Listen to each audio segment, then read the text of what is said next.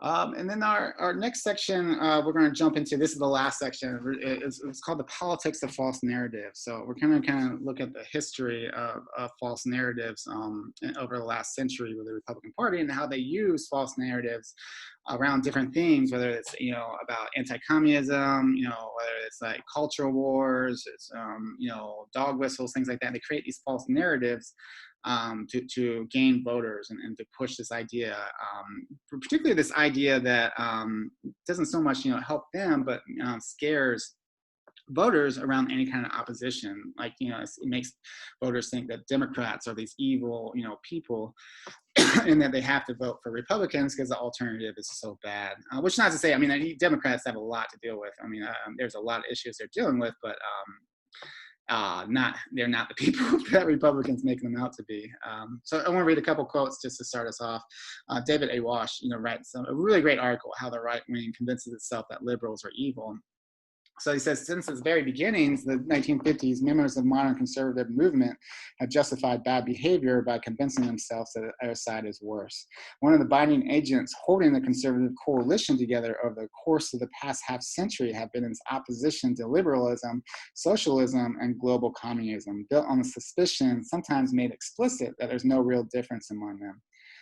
So conservatives have had this long history of pushing these false narratives. A lot of it started out in this Red Scare of the 40s and 50s, but this idea is kind of making the left into this immoral, corrupt, communist has been a significant part of American conservatism. Conservatives see the left as monolithic and an existential threat to Western civilization or a way of life. And that's, those are comments that came from the 40s and 50s, and they could just, it could definitely be comments from how the Republicans see Democrats and liberals and people fighting for their rights right now.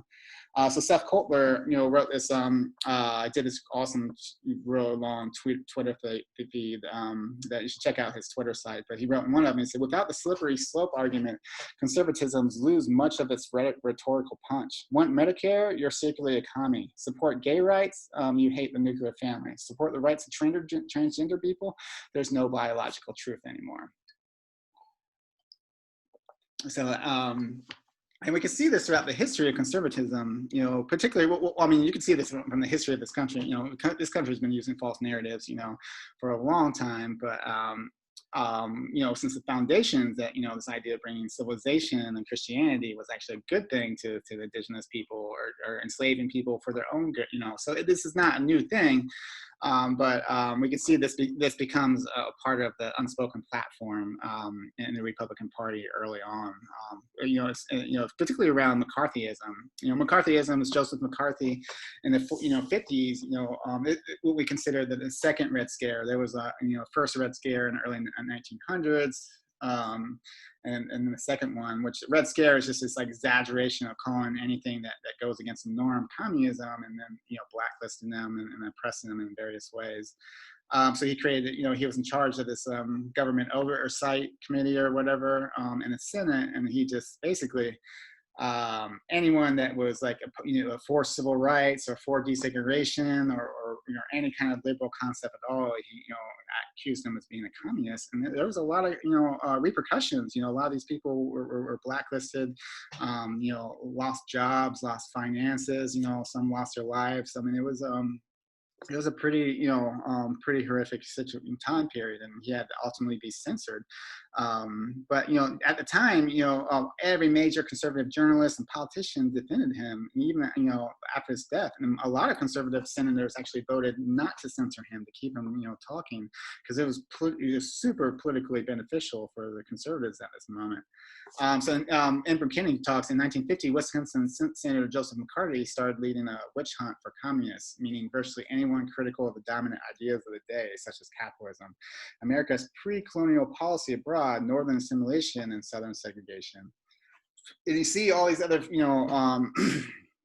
organizations kind of build up, that surround this. Even after McCarthy was censored in 1954, So National Review is this conservative magazine that writes constantly about how civil rights movement is a communist front, and Martin Luther King is a communist, and he's actually the source of violence, not the white supremacists that beat up, that were sicking dogs on children. It's not their fault. They're the ones being persecuted by these communist civil rights, folks. Same with John Birch Society, was this right-wing, ultra-conservative, organization that had chapters, all over the country and hundreds of thousands of members. And what they would do is they would leaf communities and give speeches about how, again, about civil rights people were communists. So they were very anti-communist, civil rights organization, and then he mixed it with communism. And even like Ronald Reagan in '61 actually made an album that was called I can't read it, but it's about he was speaking out, or he speaks, Ronald Reagan speaks out against socialized medicine.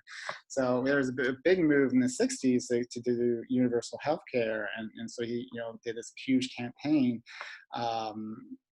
calling universal healthcare dangerous socialism and communism, and how it's going to destroy our freedoms and our way of life. All right, so that kind of takes us to 1964, the Civil Rights Act that outlawed Jim Crow, and what we saw immediately. All this is groundwork of McCarthyism and Red Scare and all this immediately gets attached onto this, and that's a big part of you have these anti-communist conservatives, and actually have these anti-desegregation conservatives in the South, and all of a sudden you see them kind of unite into this common front where they basically label this a huge you see a lot of people like Goldwater and George Wallace start labeling this as a communist threat, and you really start seeing them lay heavily on this idea that communists are it's like two prongs, like communists are either infiltrating and misleading the civil rights, or trying to dupe black people into doing something that's bad for America, or that many civil rights leaders were actual communists that were really trying to just tear down and create a divide and tear down this country. So you really start seeing that those ideas be pushed as well. And then at the same time, you see, the Southern Strategy, which we have the whole section on it, but you see this, it's a new strategy that about getting white votes by making, helping push racist policies, but making the voters seem like, feel like that it's not quite racist because it's all coded. So then that you start seeing these new associations, like, Nixon starts, associating civil rights activists as criminals. So that's when we get a law and order, narrative. We start associating, black people who finally get access to social welfare programs and with LBJ society. All of a sudden they're all, dependent, right now, and they're all abusing the system. Even though there was like decades of when it was only for white people, everything was great, but once it opened up to black people, all of a sudden this is people are abusing the system. So you see a lot of narratives around just black criminality, around if we desegregate the suburbs, all of a sudden there's going to be black criminals on destroying the suburbs. It's about reframing enforcement of civil rights and desegregation to like states' rights arguments and big government narratives. So you see a lot of this happening, and then at the same time, you're having this slow rise of the religious right, where really it started rising in the 40s, 50s, and 60s, where you start having pastors like Billy Graham and James Fifield that start relating, religion, start mixing religion with liberal, with patriotism and anti-communism and anti-New Deal, and so you start seeing that liberals are suddenly anti-communist, they're unpatriotic, they're immoral, and that really kind of paves the way for the religious right to come in 1980s, which originally it was about protecting the tax credit status, the nonprofit tax credits, federal status, tax exemption status on these segregation schools that pastors like Jerry Falwell and all of them were operating. So they needed Reagan to win so he can overturn the court cases that are saying all of a sudden Jerry Falwell's got to pay taxes on this because he refuses to desegregate his schools. and then so but they couldn't run on that platform, so then they start creating this whole political platform around like family values and abortion, even though before then none of these pastors were ever preached about abortion. Jerry Falwell admitted it wasn't until like years after Roe versus Wade, until he started losing his tax status started to be challenged, that they actually start preaching against abortions. But anyway, they convince enough people that abortion is evil and that it's immoral, and then they start mixing that with these liberals and these civil rights activists, and they start making this into like a moral issue now. Where 1980 televangelist James Robinson declared in a speech that he was sick and tired of hearing about all these radicals and perverts and liberals and leftists and the communists coming out of the closet, and called for God's people to fight back. So all of a sudden, people fighting for their civil rights are now considered like immoral and perverts and all kinds of so they start making it more in this morality fight. And then we have like the war on drugs. It starts by Nixon. Reagan blows it up. Clinton blows up even more. And this is a whole idea that again, black people were, civil rights activists. It was about criminalizing these people and creating this fear, which allowed no neoliberal policies and mass incarceration policies to be pushed through through this fear. So we've read this a couple times. I'll just read it one more time, just in case you didn't see this in past sections. But this is John Ehrlichman, a senior Nixon aide, talked about when Nixon first launched the war on drugs, because it was kind of weird because there wasn't really a huge drug problem at the time. But he explains, you want to know what this is really about. The Nixon campaign in 1968 and the Nixon White House after that had two enemies, the anti-war left and black people. You understand what I'm saying? You knew you couldn't make it illegal to be either against the war or black, but by getting the public to associate the hippies with marijuana and blacks with heroin, and then criminalizing both heavily, we could disrupt these communities. We could arrest their leaders, we raid their homes, break up their meetings, and vilify them night after night on the evening news. Did we know we were lying about the drugs? Of course we did. So you see this whole fear around, criminality and drugs and all this stuff, and black criminals was made up for political points. And you see that with Reagan as well. He uses this to scare people and distract them as he pushes all kinds of neoliberal policies that transfer enormous amount of wealth to the upper class, which we can, go to neoliberalism. Reagan starts, pushing these ideas. Again, he uses, distractions like the war on crime or war on drugs and on mass incarceration, but also starts talking about free enterprise systems, big government, trickle down economy. He sells all these false perspectives that basically just ultimately transfer an enormous amount of wealth to the upper class while creating an enormous amount of poverty. And then we have culture wars, so that's when religious right really starts, blowing up, and this is when the Soviet Union, falls apart, and all of a sudden, we talked all about this already. All of a sudden, they need, they couldn't anti-communists, calling civil rights activists communists.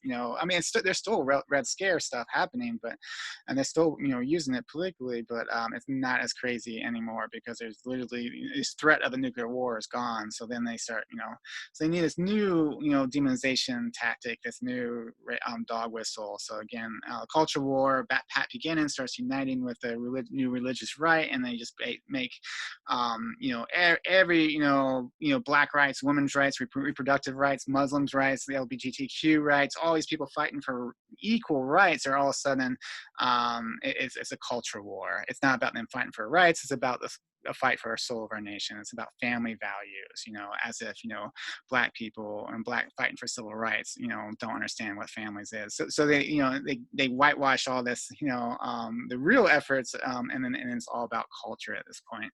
Pat Buchanan says, there's a religious war going on in our country for the soul of America. It's a culture war as a critical to this nation. We will one day be, as was the Cold War itself. We must take back our cities, take back our culture, take back our country. God bless you and God bless America. So really laying it heavy on it. And then, we have a whole section on this as well. So just really briefly, the rise of the right-wing media that really comes out in the 90s, with big part of it was the fairness doctrine under the FCC, is dismantled. This was a doctrine that basically said that, if you're going to, push extreme views or attack people, you have to offer, a chance for those people to defend themselves, or have, someone come on and offer the other side of the viewpoint. And so when that was ended, immediately, AM radio starts, pushing conservative talk show hosts, like extreme ones like Rush Limbaugh, and it just blows up, and they dominate. Like 90% of talk radio is now conservative radio. And Clear Channel, all these organizations buy all the radio stations up, and they start mass producing these conservative radio shows. And then in 1996, Fox News comes aboard. It's based on this plan that Roger Ailes had from the 70s about creating this about creating a news network that would just be a mouthpiece for Republican Party. It was a way to kind of get around the normal gatekeeping of normal news, so they could push news articles that they wanted to be significant. And since in the last 16 years, Fox News has really found an audience with pushing these like coded racism narratives that we see quite often, and more explicit racism as well. And then after September 11th, all of a sudden we have this huge push for more nationalism, more kind of racist rhetoric, especially around Islamophobia and xenophobia, and that's where we start seeing the more extreme hosts start getting more popular, like Sean Hannity, Glenn Beck, Laura Ingraham. They start getting huge audiences and really start dominating these channels, and we start seeing the more moderate voices get pushed out as the more extreme ones get better and better ratings. And then we start seeing like InfoWars and Breitbart and all these like kind of conspiracy pushing racist news platforms really start to blow up. And that leads us to 2016, where we now have this fake social media explosion, where Facebook did this thing. They did a study. We realized, Facebook admitted in 2019 that, they had, something like 2 billion fake accounts just mass producing these articles. And since then, there's been numerous studies, one of them by Princeton and New York University, that found that majority of these fake news articles were being shared by older Republicans. And the more conservative you were, the more likely you're going to be sharing these articles.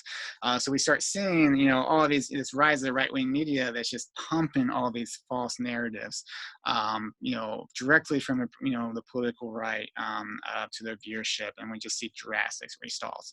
To the point where we even have studies that say if the more Fox News you watch, the less likely you'll wear a mask during a pandemic. And it's out of control right now. And then, that pushes us into right-wing conspiracy theories. So this is a big, part of a lot of, not to say that, not every Republican, believes in these things, but they're, definitely the more extreme ones, and the ones that get more attention to as well. Like the QAnon right now is kind of blowing up right now, and there's literally, QAnon, conspiracy theorists, politicians that are winning primaries this year. So it is, it's becoming a bigger and bigger part of the political right base, and it's based on some of really like ancient, some really old conspiracy theories, like blood libel, which is this conspiracy theory that, Jews would murder Christian children and use their blood for ritual purposes and things like that. In Protocols of Elders of Zion was all about, Jewish conspiracy theory that Jews are manipulating the world and manipulating the economy and controlling the media and fostering religious conflict. And then Turner Diaries is this fiction book but it's all about, the federal government, evil federal government that's controlled by Jewish people and is manipulating black people. It's all about coming for your guns and they're trying to steal your guns. You have to protect yourself. And these three conspiracy theories, are all over, basically just recycled into these new conspiracy theories. Like QAnon's like got to be one of the worst ones. So it's basically, I'll just read this quote. Baseless internet conspiracy theory whose followers believe that a cabal of Satan-worshipping Democrats, Hollywood celebrities, and billionaires run the world while engaging in pedophile, human trafficking, and harvesting of supposed life-extending chemical from a blood of abused children. QAnon followers believe that Donald Trump is waging a secret war against his cabal and its deep state collaborators to expose the malefactors and sending them to Guantanamo Bay. And it's literally like it's these like back of the channel, 4chan and stuff. Chat rooms are just anonymous people posting messages and a huge, I don't know how many, I don't, but this is getting really big where there's huge QAnon rallies and you see, Trump rallies, like everyone's wearing QAnon gear. Even like Pizzagate, where Alex Jones from InfoWars pushed, very similar theories that Hillary Clinton and Democrats, it's all centers around, Democrats and Jewish people in the media are kidnapping children and raping them and using their blood for things. It's just complete recycles of old anti-Semitic, conspiracy theories, but it got to the point where someone went to this pizza place, with an assault rifle and shot the place up because he literally thought that Hillary Clinton was storing children in the basement. So there's real life consequences. The big one they push is like, protests, unrest against police brutality and white supremacy is actually a cover for Antifa, destroying the U.S., and which is also funded by Soros and Deep State and a lot of Jews in the background.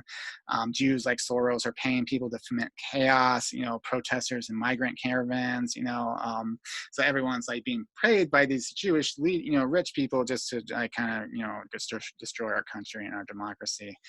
COVID, there's all kinds of conspiracy theories with COVID, like, governments downplaying the deaths, anti-mask theories, anti-vaccine theories, 5G networks. They literally thought that these solar towers were causing, people to get sick. And like, in this wasn't just us, it's like all over, like in Western world, like in England, they were like burning towers and stuff. Big one is with Bill Gates. A lot of people are thinking he's caused all this so he can, force everyone to take this vaccine that will brainwash you, it's a lot. A big one that we see all the time is that Democrats are coming for your guns, despite the fact that there's never really been a Democrat that's coming for your guns. There's been good Democrats that's trying to push gun regulations for sure. There was an assault rifle ban, back in 1994, but no one ever came for assault rifles. It was just banning future assault rifles. But I mean, this is a big seller that's pushed by NRA and the political right to scare people, and they use conspiracy theories based on the Turner Diaries to kind of push this idea that the government's coming for guns so they can control you. And Alex Jones at InfoWars, he's the host of InfoWars, really pushes a lot of these things. And like he was a deposition where he got because he was trying it was like Sandy Hook massacre, the massacre of all these like children, but he was pushing that it was all staged, and they end up suing him. And he has under deposition, he admits that he's like, I almost had like a form of psychosis where he basically thought everything was staged, even though I'm now learning a lot of times things aren't staged. So he admits that a lot of these things he's pushing like is from his own personal psychosis. Yeah, I mean, a lot of these things are getting traction, to the point that, like the Oregon fires right now, there's fires all over the West Coast, and people are thinking that Antifada is starting the fire. So they're like calling up all these people, they're like, the firefighters and 911 had to tell people to stop calling about Antifada, because it was like, making it hard to like tell the difference between real calls and from people who need help. And it's just, it's crazy right now. There's people giving speeches from the far right, rallies that are, saying that, Democrat leaders need to be shot dead in the streets because they're all kidnapping kids and like, raping them, murdering them. And then like, it's going to lead to really, I mean, it has led to really bad things, you know. A perfect example is the Pittsburgh synagogue shooting that was inspired by Trump saying that, you know, Jews are basically paying migrant caravans to come invade this country, like Trump and Fox News, and then pushed this theory to the point that it resulted in the largest, you know, largest Jewish massacre in this country. So. And then just to show you, like, you know, how like people like Trump really pushes these ideas of these conspiracy theories. And I'm just going to play this really quick clip of Lauren Ingram doing an interview. I'd like to mention Biden because he's not controlling anything. Who do you think is pulling Biden's strings? Is it former Obama people officials? that you've never heard of? People that are in the dark shadows. People that. What does that mean? That sounds like conspiracy theory. Dark shadows. No, what is that? People that you haven't heard of. They're people that are on the streets. They're people that are controlling the streets. We had somebody get on a plane from a certain city this weekend, and in the plane it was almost completely loaded with thugs wearing these dark uniforms, black uniforms with gear and this and that. They're on a plane. Where's this? I'll tell you sometime, but it's under investigation right now. But they came from a. Yeah. But the thing is like people buy into that, even as crazy that sounded. You know, there are people that, because it fits the narratives that are already being sold. So it's not even that Trump needs to like sell these conspiracy theories. People are bought into it. He just has to like add, you know, new details and winks to it, and like it for sure. Yeah. And then on top of that, you know, it's just, you know, this really should probably be in the Trump section, because this is just a, you know, example, you know, because Trump is definitely, like, when it comes to like telling lies, like he's definitely, you know, probably broken many records for a lot of politicians. But at the same time, you know, Republicans aren't stepping up and confronting them on this. They're letting them do the thing because they're getting what they want. You know, they're getting policies, you know, that they want. They're getting, you know, conservative judges that they want. So I'm just going to play. Trump did a town hall, and I'm just going to play a couple minutes. You know, just all the lies that he did. And in Washington Post, they have this fact checker. Where they keep track of politicians, you know, that say lies or misleading claims. And in July, Trump literally hit 20,000 false claims with his fact checker in July, after 4 years of being president. This was just a fire hose of lying, again, from the president. He said again, Democrats won't protect people with pre-existing conditions. That is nonsense. As a voter told him, Democrats created those protections. He insisted he didn't praise China on the virus. He did so repeatedly. We know that. He claimed that nobody knew at the time he was praising China that seniors were especially susceptible to the virus. That was one of the first things we learned out of China and out of Italy and out of the US. He claimed that Biden said in March that the pandemic was, quote, totally over-exaggerated. I can find no evidence that Biden ever said that. He said that Winston Churchill was kind of like him, playing down stuff, because he went on rooftops in London during the Nazi bombing and told people everything's going to be good. Churchill did not speak from the rooftops and did not say everything's going to be good. He warned of suffering and danger. Trump said that he fired James Mattis. Mattis resigned. He said that protesters took over 20% of Seattle. It was a 6-block area, nowhere close to 20%. He took credit again for sending in the National Guard in Minneapolis, saying that this happened after a week and a half of violence there. It was not even close to a week and a half. It was days, and the Democratic governor is the one who activated the guard. He said he essentially repealed Obamacare by getting rid of the individual mandate. Not even close to true with Medicaid expansion, pre-existing conditions, protections, other stuff remains. He said the cupboards were empty of ventilators. His administration admits he inherited about 16,000 from Obama. He did his usual false boast about so-called bans on travel from China and Europe. They were not complete bans. He said stocks are owned by, quote, everybody. Just about half of Americans own stocks. He repeated his nonsense about testing causing cases. Testing merely reveals and helps fight cases. He said that Biden has agreed to a Bernie Sanders style socialized healthcare. He fought Sanders on that issue. He has very much not agreed to a Sanders style plan. Let's talk about what he said about crime. If you're going to stop crime, we have to give the respect back to the police that they deserve. They've done a fantastic job in so many locations, but then bad things happen. Look at New York. New York was a very safe city. Rudy Giuliani did a fantastic job. The city was safe, and then all of a sudden we have a mayor. He starts cutting the police force, and crime is up 100%, 150%. I saw one form of crime up 300%. What are the facts, Daniel? So there have been spikes in certain kinds of crime in New York City this year, particularly shootings, where there's been a more than 100% increase, not a 300% increase, but substantial. The thing to remember, though, is that crime has fallen hugely since even Giuliani's final year. So Giuliani presided over a decrease, then there's been a subsequent big decrease. So last year in 2019, there were fewer than half the murders under Bill de Blasio than there were in the last year of Giuliani. So yes, this year has been an increase, but the city is still way safer than it was in Giuliani's last year in 2001. Well, there you go. Do you need a drink of water? Yeah, I think I'm like spitting on my camera here, so I apologize to the viewers. It was like just about an hour and a half town hall, and yeah, like every Oh my line or every other gosh. line was just false or misleading. It was crazy. Now, and very similar to the first debate where that happened, a couple of days ago, actually. And yeah, I'm just going to play a short clip of it's literally like every line to every other line was a misleading statement.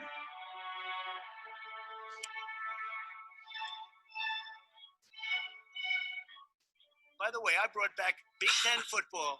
It was me, and I'm very happy to do it.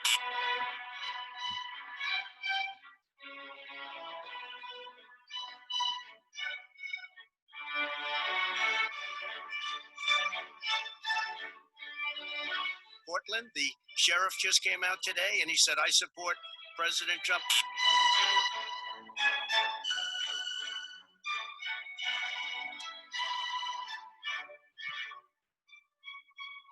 He wants to get rid of the Affordable Care Act. And there's 100 million people who have pre-existing conditions, and they'll be taken away as well. The 100 million people is totally wrong. I don't know where you got that number.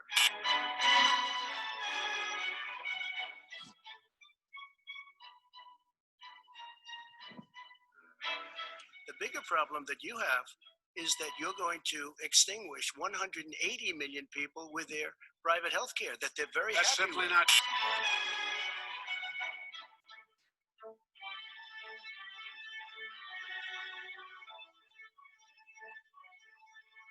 They said it would This take a guy- miracle to bring back manufacturing. I brought back 700,000 jobs.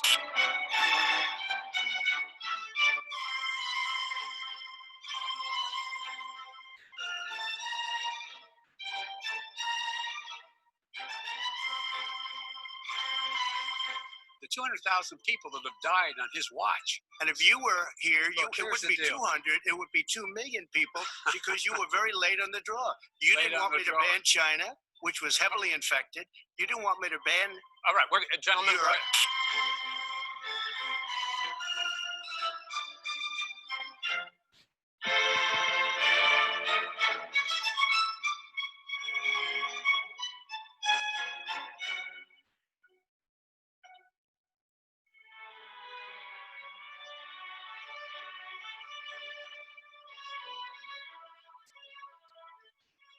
His own former spokesperson said, riots and chaos and violence help his cause. That's what this is all about. I don't know who said that. I do. Who? I think Kellyanne Conway. I don't think she said. She said that. The more chaos and anarchy and vandalism and violence reigns, the better it is for the very clear choice on who's best on public safety and law and order. Take a look at what happened in Virginia and other places. They're not losing 2%, 1%, which, by the way, is too much. An election could be won or lost with that. They're losing 30 and 40%. It's a fraud.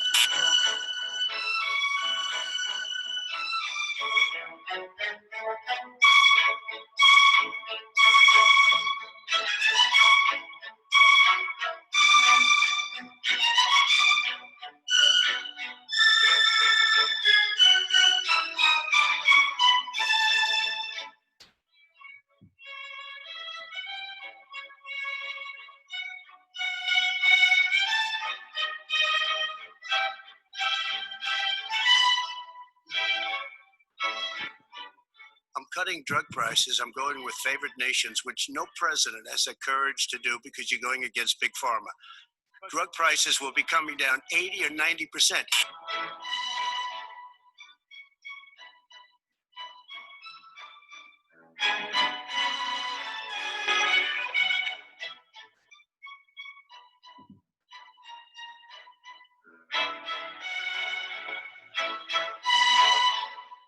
you're not worried hangers. about We the have a disease lot of issue, people. sir. Well, so far, we have had no problem whatsoever. It's outside. That's a big difference, according to the experts.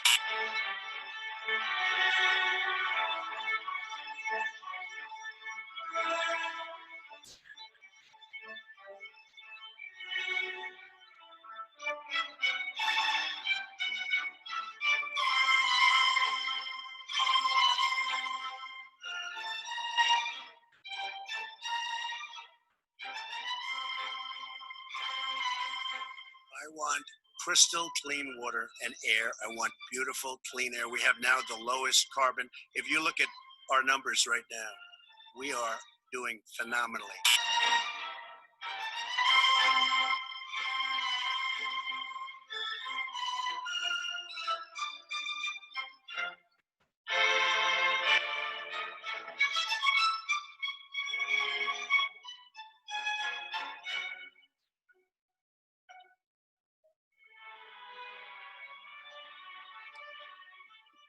But, sir, if you believe in the science of climate change, why have you rolled back the Obama Clean Power Plan, which limited carbon emissions in power plants? Why have you relaxed? Because it was driving energy prices through the sky. Why have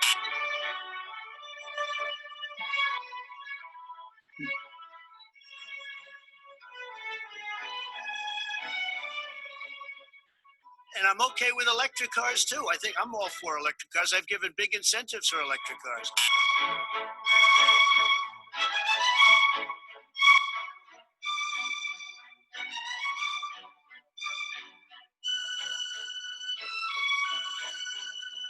Take a look at West Virginia, mailmen selling the ballots. They're being sold.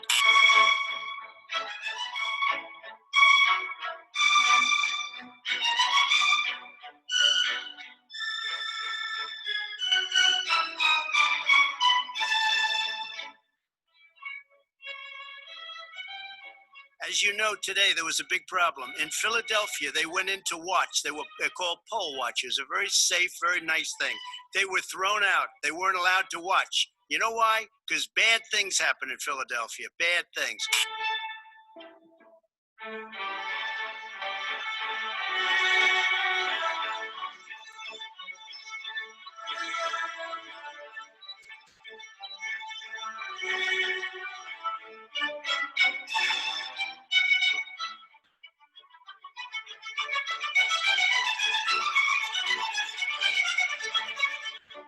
you say that's the end of it? This is the end of this debate? Honest ballot count. We're going to leave it there. All right. Sorry, that was a lot of Trump lies back to back. But just to kind of give you a little overview of like this is the rates that is happening at this point. All right, so moving on.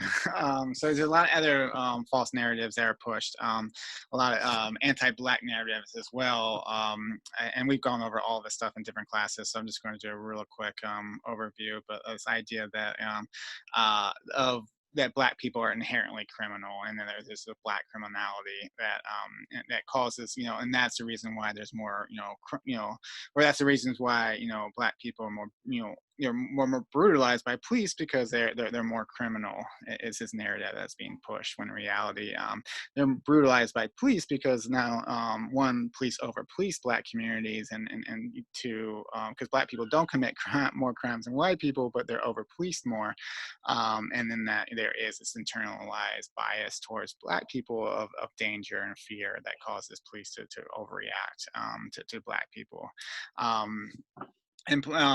But this idea that Black people, this came after the Civil War, where they pushed this Black narrative, this Black criminal narrative, where in order to maintain power after the Civil War and maintain the status of slavery, basically they had to push convict leasing, sharecropping, all these different systems, voter suppression, white terrorism, and then they gave this excuse to basically to terrorize and dominate Black people, was that they were all violent and they had to be controlled by justify violence, and that those narratives have been internalized, and we're still seeing that today. Police overreacting, every day to it, with their handling of Black people, that would not, that we don't see really at all when they deal with white people. Law and order, again, is this Nixon, it started with Nixon, this idea that of criminalizing, civil rights activists and any kind of marginalized group that's kind of rising up and fighting for their rights. Like right now, the fact that Black people and Black Lives Matter are doing rallies all over the country every day, trying to fight against police brutality and white supremacy, but those people are demonized and criminalized. It's despite the fact that the vast majority, like upper 90% of rallies have been peaceful, and even the ones that aren't peaceful have been mainly like property destruction in direct response of police brutality, and of police killing Black people, like on camera, or videotape. But you still see this push of like Black people, they're all criminals, they're destroying the cities. Like they'll talk about how the whole city's burning down, the political right and the right-wing media, when it's just a couple blocks that are, protesting or rioting, either one. But they're usually small, and then but they're exaggerated. Like the whole city's under siege, then we have to take back control by violently oppressing them and bringing back law and order. So you never see law and order be pushed when it's about protecting our Constitution or enforcing Trump to follow the laws, or things like that. But it's always pushed. It's only brought up when you want to demonize and criminalize civil rights activists. And in addition, it really focused on like the idea that property is more valuable than Black lives. Like there's no outrage when Black people are killed, innocent Black people, by police, but there's huge outrage when Black people in response start rioting.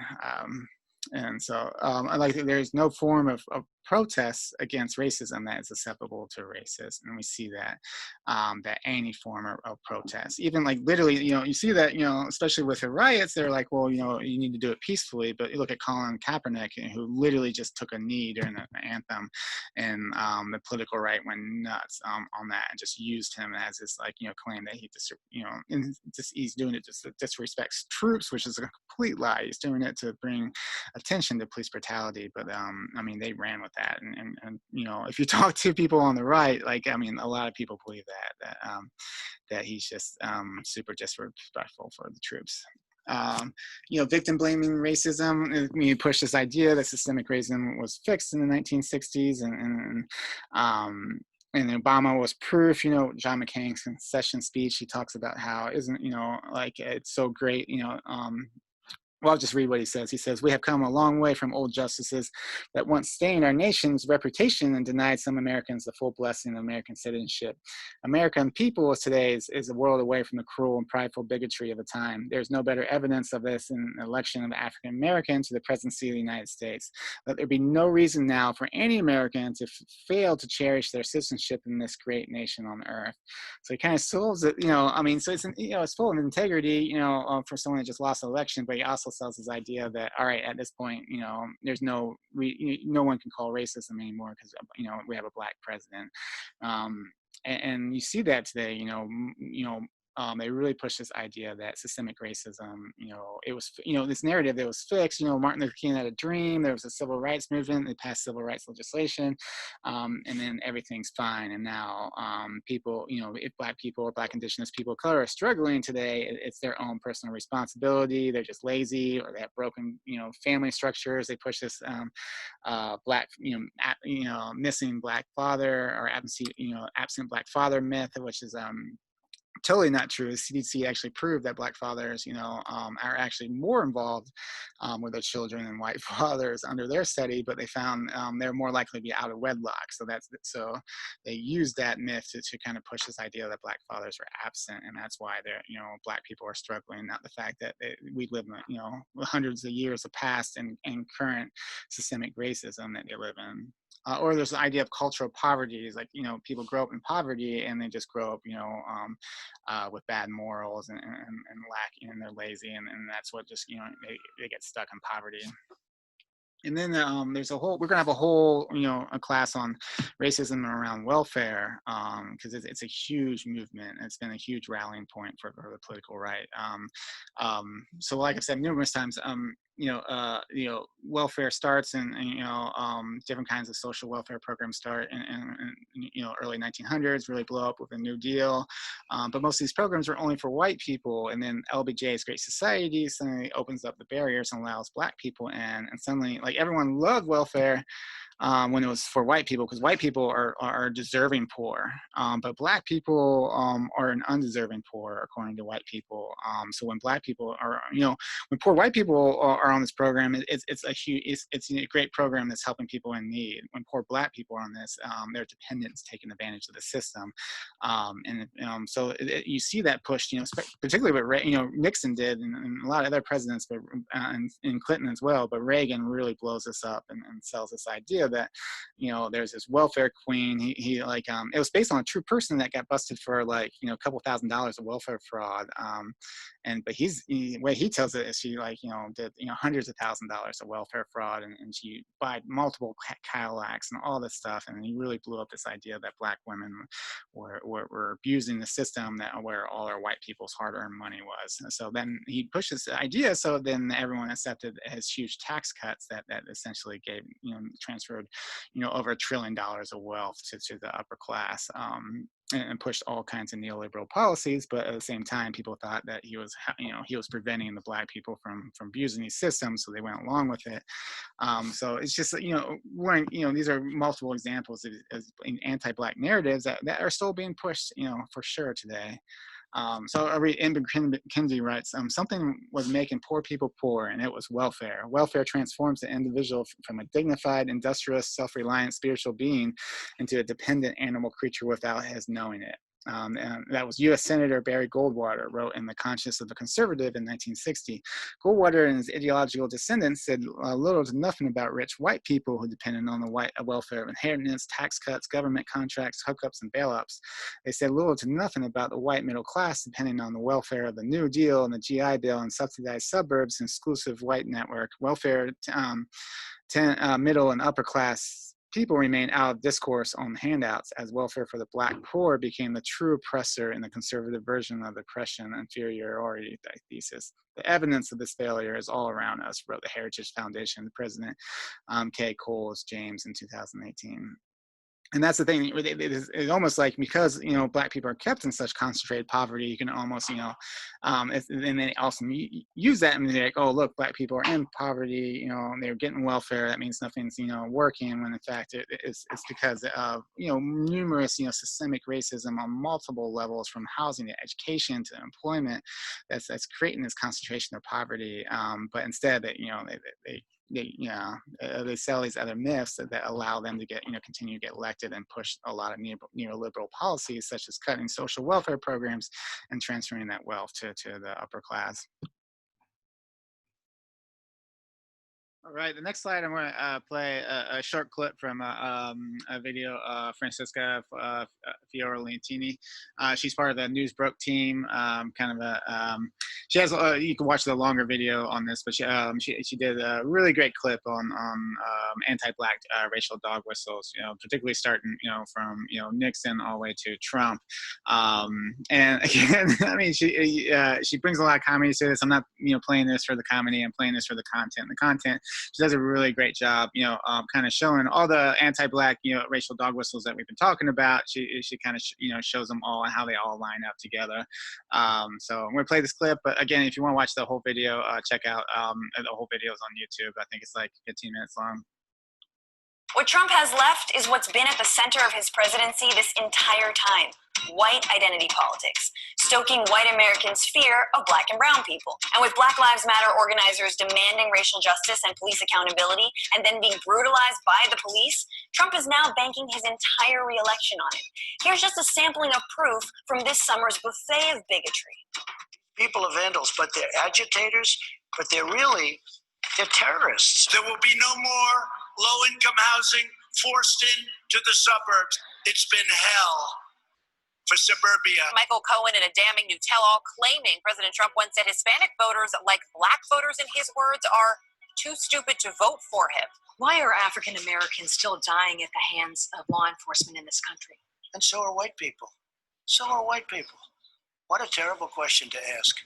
So are white people. You're probably wondering, what went wrong in this workplace interaction? Catherine Herridge asked President Trump a question that hinted at the existence of racism, and that made him uncomfortable.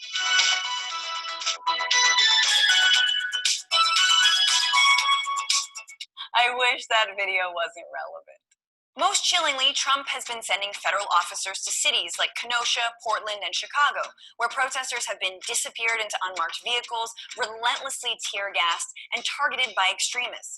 And right-wing commentators have justified the federal crackdown with some choice comparisons. This is going on every night that Portland looks like Baghdad. Carnage is as intense as it is in Chicago, far more than in Baghdad. Last month, gang members shot 15 people outside a funeral home in Chicago. It looked like Fallujah. Funny, the whole comparing American cities to Iraqi ones, because that would make federal officers an occupying army, which is strange because I thought the U.S. Army loved when locals tear down statues. Remember when these same pundits said Trump would be an isolationist against foreign wars? Turns out they were right. America First wasn't just a slogan. It was a list of where to invade. America first, China second, countries third. And while all of this is so horrific, nothing Trump does is original. Not the campaign slogan, not sending in federal troops to quell protests, not even getting impeached for trying to get dirt on a political opponent. That was this year, people. When is time again? Many presidential hopefuls and incumbents have resorted to demonizing the Black community and social movements to win elections. The term law and order, essentially loving the police real hard, was coined in 1964 by Republican presidential candidate Barry Goldwater. We want the brightness of examples that will inspire law and order in this land, not the darkness that encourages crime. The darkness that encourages crime?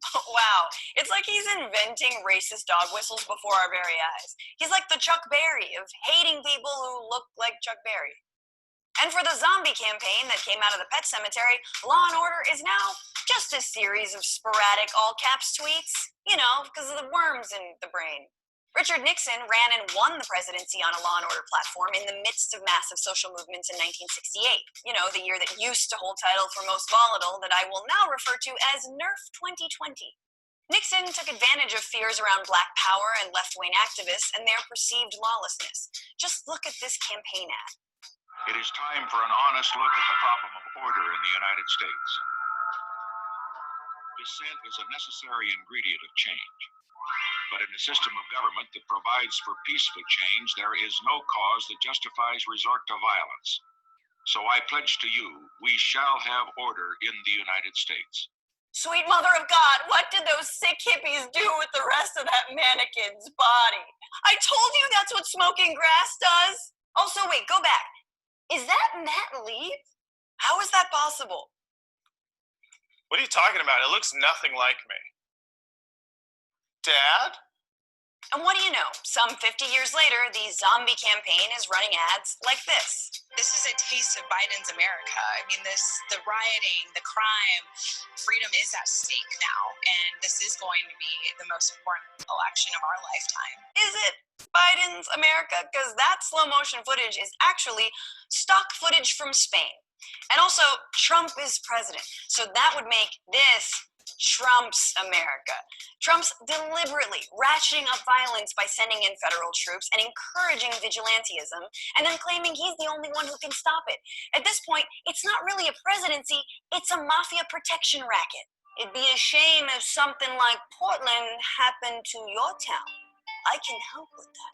Nixon also called in the National Guard on thousands of DC anti-war demonstrators in the largest sweep arrest in U.S. history, a move not unlike Trump's when he tear-gassed demonstrators outside of the White House in a stage stunt to prove he reads the Bible. Then in the 70s and 80s, another made-for-TV politician, Ronald Reagan, doubled down on Nixon's race baiting. Before his run at the White House, Reagan had built a name for himself as governor of California by sending in California's National Guard to violently put down demonstrators. This is like a rite of passage. Even before his racist war on drugs and so-called welfare queens, Reagan's presidential campaign was premised on the idea that the civil rights movement had gone too far, and that the real racism was against white people through things like affirmative action or fairness in hiring. Here he is in a campaign video criticizing busing to integrate public schools. The money now being wasted on this social experiment could be better spent to provide the kind of school facilities every child deserves. Facilities like brand new bathrooms that only white students can use. What? We've done that? Oh. And did you separate the drinking fountains? Okay, well, I'm just spitballing. And now the undead incarnation of Reagan is trying to do away with federal diversity training programs because apparently they're divisive. George Bush Sr. in 1989 called his opponent, Democratic Governor Michael Dukakis, soft on crime in this classic and pretty horrific ad. He allowed first-degree murderers to have weekend passes from prison. One was Willie Horton, who murdered a boy in a robbery, stabbing him 19 times. Despite a life sentence, Horton received 10 weekend passes from prison. Horton fled, kidnapped a young couple, stabbing the man and repeatedly raping his girlfriend. Weekend prison passes. Dukakis on crime. Yowza! Other than that, Mrs. Lincoln, how was the play? Waka waka waka. And finally, you had the Republican, who for some reason said he was a Democrat, and picked up where Reagan's welfare reform and mass incarceration left off. Clinton ran his re-election bid on the crime bill, which he signed during his first term. 100,000 more police on the streets. Expand the death penalty. That's how we'll protect America. No, that's how you'll lose the right to ever speak about racial justice ever again. So another big part of of a narrative they sell is this idea that privilege is a zero-sum game. So when Black people benefit from some kind of benefit, affirmative action, then it must be because then it's this feeling that it's taken away from white people. So this is we talked a lot about this in our third class. We showed a video from MTV Look Different that had a white person that said, when a person of color receives a benefit like a scholarship, it feels like something is taken away from white people. And that's a very common feeling because that's a narrative that's being pushed, particularly by Reagan was the big one that pushed this idea that programs like affirmative action were actually reverse discrimination, were actually hurting white people. And affirmative action, and when you look at the statistics, like affirmative action, focuses on schools and workplaces and tries to allow qualified applicants that are normally dismissed. It tries to give them qualified applicants of color, tries to give them a chance to get scholarships and get in schools and get jobs. But reality, even with affirmative action, these areas are still dominated by white people. Even with affirmative action, 62% of white students receive 62% of students are white, but they receive 69% of private scholarships. Even with affirmative action, white students are 40% more likely to receive financial aid. Black and Hispanics are more underrepresented at top colleges more than they were 35 years ago. In the workplace is the same. It's Michael Harrington writes, it's easier for a white man with a criminal record to get hired than it is for a Black man with no criminal record. According to Pew Research, even with adjusted for education and experience, the Black unemployment rate is consistently twice that of whites. Even having a Black name can make one unhireable. All of this is true even with affirmative action. There's another great quote, Michael Norton. To the extent that the white people believe that racism against Blacks have decreased, they also believe that racism against whites have increased. They really see it as a kind of fixed pie of resources in a zero-sum game. One job for a Black person equals one job that a white person can't get. And you really, when you look at affirmative action, you kind of get past all the false narratives. It's actually a really fantastic program. It doesn't. It's a policy that ensures qualified and minority applicants get a chance for employment and education at public, employment and public education. Very small, percentage of the whole game in DC in this country. But they, there's oftentimes, they push this narrative that unqualified minorities are getting, these positions above qualified white people, and that's just simply not true. And that's not how the program's designed at all, and that's not how it works. And it actually, it doesn't work all the time. It's actually white people, underqualified white people are still dominating, this program is just to give qualified applicants. There's no quotas, there's no preferential treatment for Black, Indigenous people of color. No one is required to hire, accept an unqualified person of color. Companies and schools are supposed to explain why they didn't hire, applicants of color that are qualified, but that rarely happens. And it's only applied to public companies and colleges. And actually, white women are actually the greatest beneficiaries of affirmative action, not Black people. So I'm going to read this quote. It explains a little bit more about Reagan. There's a really great article, How Reagan Administration Stoked Fears of Anti-White Racism. And it's a really great article about why how Reagan pushed this fear again, and these false information about what affirmative action was, and he tried to push this idea that it was reverse racism.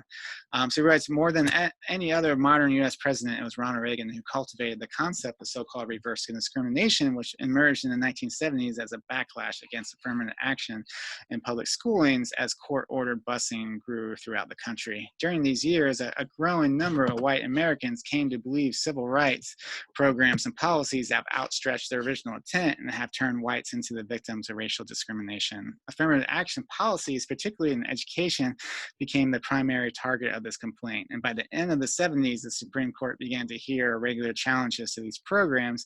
In 1978, affirmative action opponents won their first victory in Regents of the University of California versus Bakke, which outlawed a race-conscious admission policy for the medical students at the University of California at Davis. Opponents of affirmative action found even more support among conservative office holders. In the 1980s, the Reagan administration began to roll back civil rights protections and legally designated targets for affirmative action hires, thus bringing the politics of reverse discrimination to the White House. Under the now familiar banner of Let's Make America Great, Reagan campaigned vigorously against affirmative action in 1980, promising voters he would overturn policies that mandated, in his view, federal guidelines or quotas which required race and ethnicity and sex to be the principal factor in hiring or education. So definitely recommend reading that whole article to kind of understand more where this came from. And this is part of, so we had this slide in the first part of the Southern Strategy, but this is a really I want to go over this again because this really, captures how a lot of these new false narratives around race were created. So both Nixon and Reagan's administration, with the support of Berger and the Supreme Courts, executed two significant tasks to crush the promise embedded in the Civil Rights Act of 1964 and the Voting Rights Act of 1965. The first was to redefine what the movement was really about, with centuries of oppression and brutality suddenly reduced to a harmless symbolism of bus seats and a water fountain. Thus, when the colored-only signs went down, inequality had supposedly disappeared. By 1965, Richard Nixon asserted almost every legislative roadblock to equality of opportunity for education, jobs, and voting have been removed. Although also magically removed by this interpretation were up to $24 trillion in multi-generational devastation that African Americans had suffered in lost wages, stolen land, educational impoverishments, and housing inequalities. All of that vanished as if it had never happened. Or as Patrick Buchanan, advisor to Nixon and presidential candidate himself, would explain decades later, America has been the best country on earth for Black folks. It was here that 600,000 Black people brought from Africa in slave ships grew into a community of 40 million, were introduced to Christian salvation, and reached the greatest levels of freedom and prosperity Blacks have ever known. Similarly, chattel slavery, which built the United States inordinate wealth, molded into an institution which few, if any, whites had ever benefited because their families never owned slaves. Once the need for the civil rights movement was minimized and history rewritten, initiatives like President Lyndon Johnson's Great Society and affirmative action, which were developed to commemorate hundreds of years of violent and corrosive repression, were easily characterized as reverse discrimination against hardworking whites and a government handout that lazy Black people chose to take rather than work. So the first part, I just want to stop for a second and talk about the first part. So the first part was this idea that they rewrote a lot of the history. They rewrote this in perspective, or just focused on what was already rewritten, that basically downplayed slavery, basically, pushed these colonial ideas that this was actually good for Black people. And, they were, uncivilized people that now have, Christian salvation, as Pat Buchanan said, that America is the best country on earth for Black folks. I mean, to believe that is just to be grossly misinformed by our history and what slavery meant. But also, they disconnected the connection, and now that slavery was something in the past that no one, is really related to or benefits, from. No one, all white, they kind of can connect at, direct connection, and then they create this idea that the civil rights movement, basically cured racism. So then this is a big reality that a lot of people voting for the political right believe, because it's constantly pushed at them. And so now, when you feel like, slavery wasn't a big deal, no white people weren't really connected to it, it's completely over and we fixed racism. If these are the things that you feel, then when, someone tries to pass, affirmative action or any kind of policy that's supposed to help, Black people overcome systemic racism, you're just going to think that it's easy to fall in and just think, this is reverse discrimination, or Black people are just lazy and they're choosing not to work, and that's why there's so much poverty. And the second key maneuver, which flowed naturally from the first, was to redefine racism. Lines depicting unflattering portrayals of KKK rallies and jackbooted sheriffs, white authority transformed those damning images of white supremacy into the sole definition of racism. This simple but wickedly brilliant conceptual and linguistic shift served multiple purposes. First and foremost, it was a conscious soothing. The whittling down of racism to sheet-wearing goons allowed a cloud of racial innocence to cover many whites who, although resentful of Black progress and determined to ensure that racial equality remained untouched, could see and project themselves as the kind of upstanding white citizens who were positively outraged at the tactics of the KKK. The focus on the Klan also helped to designate racism as an individual aberration rather than something systemic, institutional, or pervasive. Moreover, isolating racism to only its most violent and visible form allowed respectable politicians and judges to push for policies that obstinately met the standard of America's new civil rights norms, while at the same time crafting the implementation of policies to undermine and destabilize these norms, all too often leaving Black communities ravaged. So this was where a lot of the Supreme Court judges came in. So like there was always civil rights bills in the 60s, and then over in the 70s and 80s, a lot of conservative judges pushed these legal narratives that racism wasn't a thing anymore, or that only discrimination was only they needed proof of malice. You needed and they push these ideas along with the political right that basically that racism, this is why no one understands racism these days. Like, everyone thinks it's like some super evil KKK member who with a bad heart that chooses to be racist because he wants to hurt Black people, and that's just not true. I mean, racism is a systemic thing, it's internalized thing, it's something that we're all part of. But they're able to, create this idea that distance themselves. And with these two new narratives, white people at the time, especially white people that have been conditioned to feel fear about, segregation, about the desegregation, and, Blacks, gaining civil rights, which meant I must be losing civil rights. For these two things to come in, people bought into this. I mean, this was like the foundations of the modern Republican Party, was these two ideas about racism, and white people were, bought into it, a lot, to the point that it was a significant factor for why, the Republican Party has dominated our politics since the beginning of in the 60s. So read the last part. The objective was to contain and neutralize the victories of the civil rights movements by painting a picture of a colorblind, equal opportunity society whose door was now wide open if only African Americans would take an initiative and walk through. So it's now on them now, even though they're still living in horrific systemic racism. No one else sees this, and now it's just it's there's nothing really wrong. We live in a colorblind society, and it's now up to them to take the initiative, which.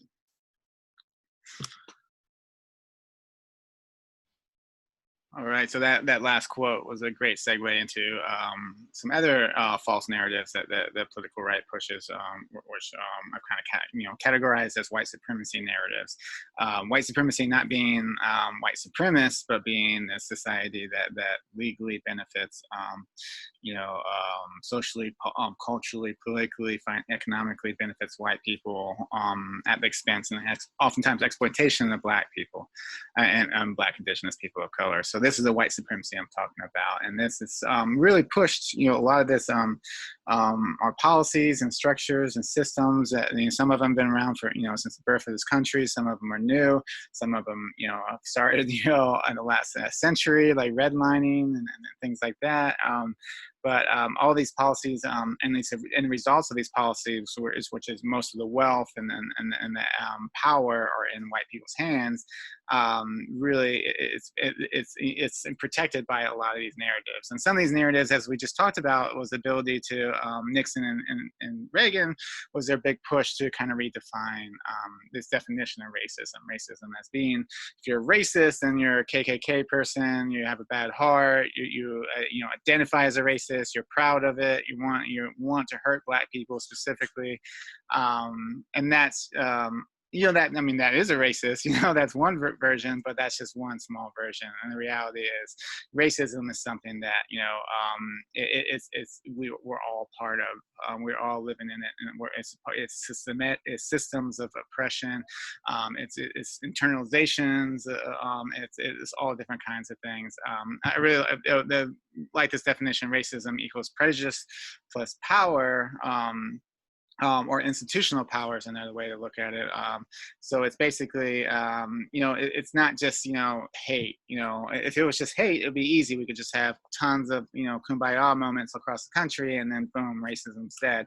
Reality is racism is something that it's systems that mix with prejudice towards, anti-Black, anti-Indigenous, anti-Asian systems that perpetuate themselves, and regardless if we agree with it, regardless if we're on board, or regardless if we don't have hate. Dr. Robin DiAngelo, she writes the White Fragility book. She writes that's the biggest misconception is this of racism is a binary system. Racists are bad people, they're ignorant and bigoted and prejudiced, and not racist is good. It's educated, progressive, open-minded. So we try it, so if someone calls us out, then we're all of a sudden assume that we're bad, and then we get defensive. And the reality is, there is no good or bad. It's just, it's just racism, and whether we perpetuate it or whether we just, call it out and dismantle it and confront it. The good people can commit racist acts, just as bad people can as well. So, and so Black Indigenous people of color, so this is, if racism is just a thing, it's just hating another race, and then you can have reverse racism and affirmative actions, reverse racism, PC culture and all that stuff. So as long as you have a simple-minded view, then it's really easy to sell you on you're a victim of political correctness, or you're a victim of reverse racism, and then that helps perpetuate voting people and voting for actions and policies and support policies that are protecting this white supremacy. White supremacy gains its power from its invisibility, from people not understanding it and not seeing it, and that is our culture is focused around. Our culture, we study things like democracy and capitalism and communism and all these things, but we don't study white supremacy, despite the fact that it's a founding principle of our country and of Western civilization. So I really like this quote by Greg Howard about denying systemic racism. So this is a big thing that most, political right, or most people that vote for the political right, believe that, there is no, at least a lot of them will believe that we used to have systemic racism, and we fixed that in the 60s and 70s, and there's still some racists, but they're all evil people. For the most part, everyone's fair and the society is fair. So this, Greg Howard writes this really great rebuttal to that. He says, it's not that anyone denies that institutional racism once existed, but the belief now is that systemic racism is a national cancer that was excised long ago, and an operation so successful it didn't even leave lasting effects. All that remains is the individual hatred in the souls of the most monstrous of among us. Or else, depending on whom you ask, and vengeful minorities who want to nurse grievances and see whites suffer for the sins of past generations. Through the willful perversion of shared history, whites have been able to appropriate the victimhood of minorities and in an audacious reversal insist that the obvious thing isn't real, otherwise known as gaslighting. And as in any case of sustained abuse, gaslighting is integral to institutional racism. So then there's other ideas. A big one, like there's been all kinds from exit polls and all kinds of studies after the 2016 election, on why did so many people vote for Trump, and the three biggest reasons that keep on coming up in multiple studies, particularly in this 2018 National Academy of Science study, found that there's three reasons. One is this growing minorities, are threatening this dominant status group. So this is what Trump voters believe, that white male Christians are their status are being threatened by this, the growing minorities. In fact, in 2045, supposedly white people will be a minority. And then this belief that the high status groups, like white men Christians, are actually the ones being discriminated against. Things like affirmative action and anything that benefits, racial justice is actually taken away from white people and discriminating against white people. And the biggest one is this fear of losing the American way of life. So you saw this on all, if you read these studies, it's mentioned, by the people being polled over and over again, that they felt they're losing their way of life. Their demographics were changing in their cities. They're being forced to, experience and different cultures that wasn't the typical white culture. And when you think about fear of losing the American way of life, well, the American way of life, since the birth of this country was white supremacy. So what they're saying is that they're losing their white supremacy towards foreign influence. So these are three big narratives, and if you go back to a lot of parts, and particularly in this class, but in a lot of these classes, we show just how the political right, particularly right-wing media, pushes these narratives really, really hard. Especially Fox News, really is heightened and perfected, selling these narratives. Then whitewashed American history, for this is, there's a reason why Trump is attacking anti-racism history and Howard Zinn and people's histories and critical race theory. It's because you can't sell these, narratives. You can't sell these false narratives if people actually understand our history. But if you don't understand our history and they think that, racism was fixed a long time ago, so all these black people just want to, take something away from me, want to hurt me, or they want to discriminate against me. So then that's an easy sell for Republican Party. And you sell these narratives by selling, basically this whitewashed, Eurocentric, American conceptualized history, with a lot of lost cause of Confederacy propaganda. We're gonna have our whole class is on the battle of our history. The next class. So we're going to dive deeply into Lost Cause. But Lost Cause was basically how the Confederacy, lost the war, the Civil War, but in many ways won the country because they created all these narratives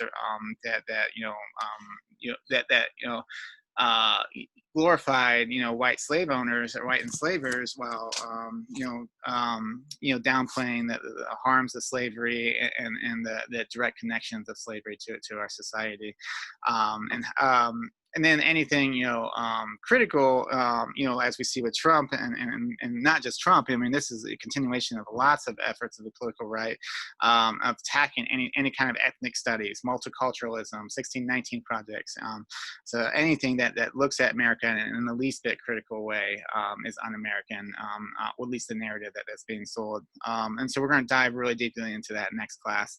And then white nationalism, white supremacy isn't just white supremacy, but some of it is, and even and some of it is just, it's when you look at the differences between the two, like there's small, there's a lot of similarities to the point that, Twitter in 2019 actually admitted, because they use an algorithm to prevent, Islamic, like ISIS terrorist propaganda. So they have algorithm that actually identifies that, propaganda and then removes it automatically. They don't even need, people fact checking or whatever. So they were experimenting with using the same algorithm for white nationalism and white nationalists and white, KKK and, Proud Boys and people like that. And what they found is they ultimately in 2019, they admitted that they were not going to do this because they found that this algorithm that was designed to detect and filter white supremacy, white nationalism, propaganda would end up, filtering a huge percentage of Republican politicians and Republican pundits and Republican leaders because that's because even though they don't say it as viral as white nationalists. They share a lot of these same views as white nationalists. Of this view that foreigners are taking over the country, they're stealing our way of life, and even though they're not burning crosses or doing hailing Hitler, there's still a lot of common with these shared false narratives. I want to read this last quote. Racism should never be diminished as a distraction. History shows well that strategic deployment of bigotry is a default practice used to undercut democracy. Establishing that Black and brown and Asian people don't belong or aren't real Americans is how our democracy ended up in legal segregation, internment camps, housing discrimination, racially biased justice systems, and immigration policies. And then we have a lot of other false narratives around xenophobia. So a lot of this is around anti-immigrant. A lot of this is around anti-Muslim. But if you look at, this was a huge reason why Trump voters, with the 2016 exit polls, why they voted for Trump. We sold this out. It was all about the economy. It was like all these forgotten, Midwestern, white towns that were struggling. If reality, economy was a big reason why Clinton got a lot of votes, but the big reasons why Trump did was immigration and terrorism, and that's because those are the two main issues they ran on. Is that dangerous rapists, druggy, dealing immigrants from the South were invading, and then Muslim terrorists were invading, from the East. And that way, they sell us really well. But a biggest way they sell us is they dehumanize these people, dehumanize immigrants. Call them animals. Talk about how they're infesting, they're invading. Words that you use for rats. Infestations. They talk about how they're rapists and murderers. They often mention MS-13. Trying to associate they're all gang members. Catch and release program is just it sounds like something you do for fish, or an animal. It's not for human beings, so they really push these ideas to kind of dehumanize them. And same with this idea of illegals, that is the big one that pushes to not only dehumanize immigrants, but also kind of criminalize them and demonize them. And the reality of it is most undocumented people in this country are not criminals. It's a civil offense. Most people, they just overstay their visa, and that's that is a civil offense. And it is a crime to illegally enter the borders, but the first time offenders it's literally a misdemeanor. Like literally like jaywalking. So these are not criminals. These are not felons. These are human beings that oftentimes are escaping countries and situations that our foreign policy help perpetuate and help cause. We've overthrown multiple governments, that really amazing democratic governments in Guatemala. We sponsored death squads in El Salvador. Nicaragua, all these other Honduras, all these other countries.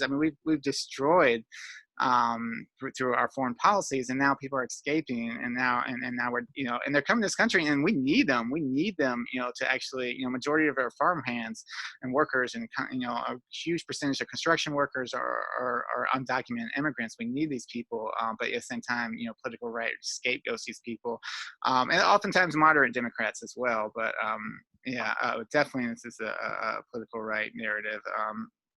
So I'm going to read this quote. Phrases such as illegal immigrant and illegal alien replace complex circumstances with an assumption of guilt. They effectively criminalize the personhood of migrants instead of describing the legality of their actions. And then they scapegoat them by talking about how they're bringing crime, which in reality, even like Cato Institute, a very conservative institution, even he produces all kinds of studies that have found that more immigrants are in communities, actually the less crime there is. And then they found taxes and economic burden. Oh, they're sapping the system. In reality, I mean, these people actually contributing an enormous amount to our systems, our taxes. There's actually a way to pay voluntarily pay federal income taxes if you're an immigrant, undocumented immigrant, and millions of them do every year. And we actually gain $10 to $20 billion a year from that, despite the fact that they can't actually receive majority of the benefits that they're paying into, like Social Security.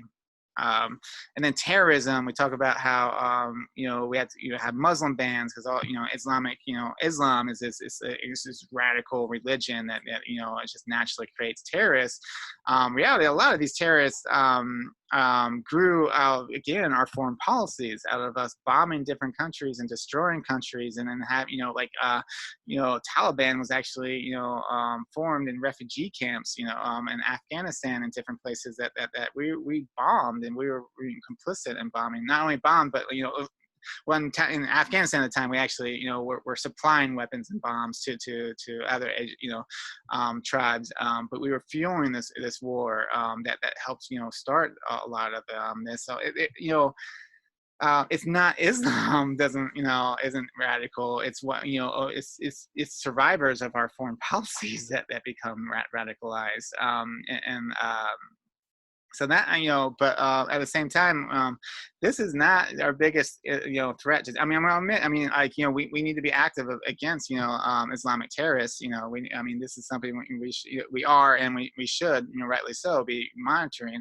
But at the same time, this is drops in the bucket compared to domestic white terrorism. The majority of our terrorist acts, specifically in the last decade, have been white nationalists. And I understand September 11th, it was a big one, and that's going to be in a lot of people's minds for a long time, and that was pretty horrific. And despite the fact that all the terrorists came from Saudi Arabia, we bombed. We used it as an excuse to bomb other countries like Iraq, which is causing more terrorists. So it's this perpetual cycle that we can't ever take responsibility for. We just but the reality is, yes, Islamic terrorism is a problem, but it's not the biggest problem when it comes to terrorism. White terrorism is homegrown white-wing terrorism. But you would never know that based on the false narratives that people sell, the political right sells. And then jobs, we sell this idea that they're taking all of our jobs, which is we've done this through, this is a common theme throughout the last 2 centuries. Is anytime there's depression or some kind of political thing happening, they it's so easy to scapegoat undocumented immigrants. In reality, they're not taking our jobs. They're taking jobs that no one, that we can't get people to citizens to actually take, like farmhands, like the United Farm Workers Association, the Cesar Chavez Association. When the political right was pushing this idea that they were taking all of our jobs back in I think it was in 08 or 09 during the recession. They put all these ads all over this paper saying, hey, anyone can come out to the farm and we will 100% give you a job, no questions asked. And a handful of people came out, white people, and then they were all gone by the next day, because this is a super hard and super horrific job and we need these people to work these jobs, as well as a lot of other industries and things that they're building, but they're building an economy that's producing more and more jobs. So they're bringing more economic benefits than they're taking. And then we still this one idea, GOP, political right really pushes this idea that because they want to scapegoat immigrants, because it's such a good, scapegoat policy to say, our jobs are gone because of immigrants, not because of neoliberal policies or the fact that we created tax havens for all our companies over shores, or we allowed other companies to export all of our jobs, or automation, or all this other stuff that's actually destroying our jobs. But bringing a lot of money to the Republican Party. Well, that's not an issue. It's the most, marginalized and people with the least amount of rights that are taking their jobs, who don't have a voice and can't, talk, rebuttal. But they oftentimes, again, they have a lot of dog whistles that covers it up. So they're not just like saying, oh, we hate immigrants, send them away. They're using these other, ideas like a big one is, and we're a nation of laws. So when people, you hear this all the time, we're a nation of laws. And that, sounds great. Yeah, we're a nation of laws, this is great. But the reality, a lot of this is pushed to the idea that, if immigrants want to come, they just need to follow our laws. But the reality is, if you're coming from certain, countries, and if you're poor, or if you're an immigrant of color, there oftentimes isn't a legal way for you to come. Or if there is, oftentimes you need to wait 20, 30 years, which isn't an option when you have like children and you're worried about, them dying. So it's basically, it what sells this false myth that we actually have a decent immigration system that allows people in need to come to our country, and that's just not true. And we also say things like get in line, legal immigration, merit-based immigration, selling all these ideas, or in reversal, we talk about things like if anyone wants to actually reform our immigration system, we push these ideas like open borders, and like the Democrats just want to have an open border, like no one has any idea what that actually means, but they keep on pushing this assumption that Democrats are just letting everyone who wants to come in this country with no process, no vetting, things like that. When reality is there's an enormous amount of vetting for like refugees and asylum seekers. There's an enormous amount of vetting, and that was a big thing that Trump administration pushed, was the fact that there wasn't any, and we were just basically letting terrorists in, which is a complete lie. But reality is, there's huge barriers to get for people, especially people living in poverty, people, immigrants of color. There's huge barriers, such as green cards. There's a cap per country where you can only get a green card, every year. Each country only gets 3,500, and that's only for a limited bunch of countries. A lot of poorer countries, they're not allowed to get any green cards. Costs, it's a huge financial cost. And if you're living in poverty, you're not going to be able to pay thousands of dollars for all this stuff to happen. There's a huge backlog right now, to the point that, most countries, several countries have a 20+ year waiting list. So I read this, there's a CNN article that says the 4 countries with the longest waiting list for family and employer sponsored via visa applications are Mexico, India, China, and Philippines. That's because the limits on green cards are the same for the large countries like Mexico as they are for small countries like Denmark. Each year, the U.S. grants 226,000 family-sponsored green cards. The limit for employer-sponsored permanent visas is 140,000. The law prescribes a per-country limit at 7% of total. U.S. government is only now 2014 considering Mexican who were sponsored by siblings by 1997. So, again, if you're living in this really dangerous situation, you can't always wait 20 years to wait in line, and then highly skilled. Well, again, poor people living in poor countries are not going to qualify for the highly skilled. So that's a big, that's another way you can get a visa. And then asylum, is particularly in the Trump administration, they're adding all kinds of new restrictions granting asylum. And something like 2016, 1 out of 10 applicants seeking asylum were approved. So the vast majority of people seeking asylum are actually denied.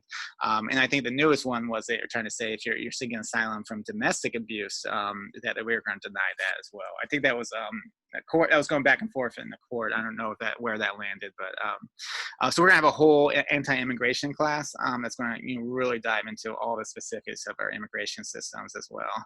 And then there's a new thing called Trump's invisible wall. So he's building that pointless physical wall, which whatever his base loves it.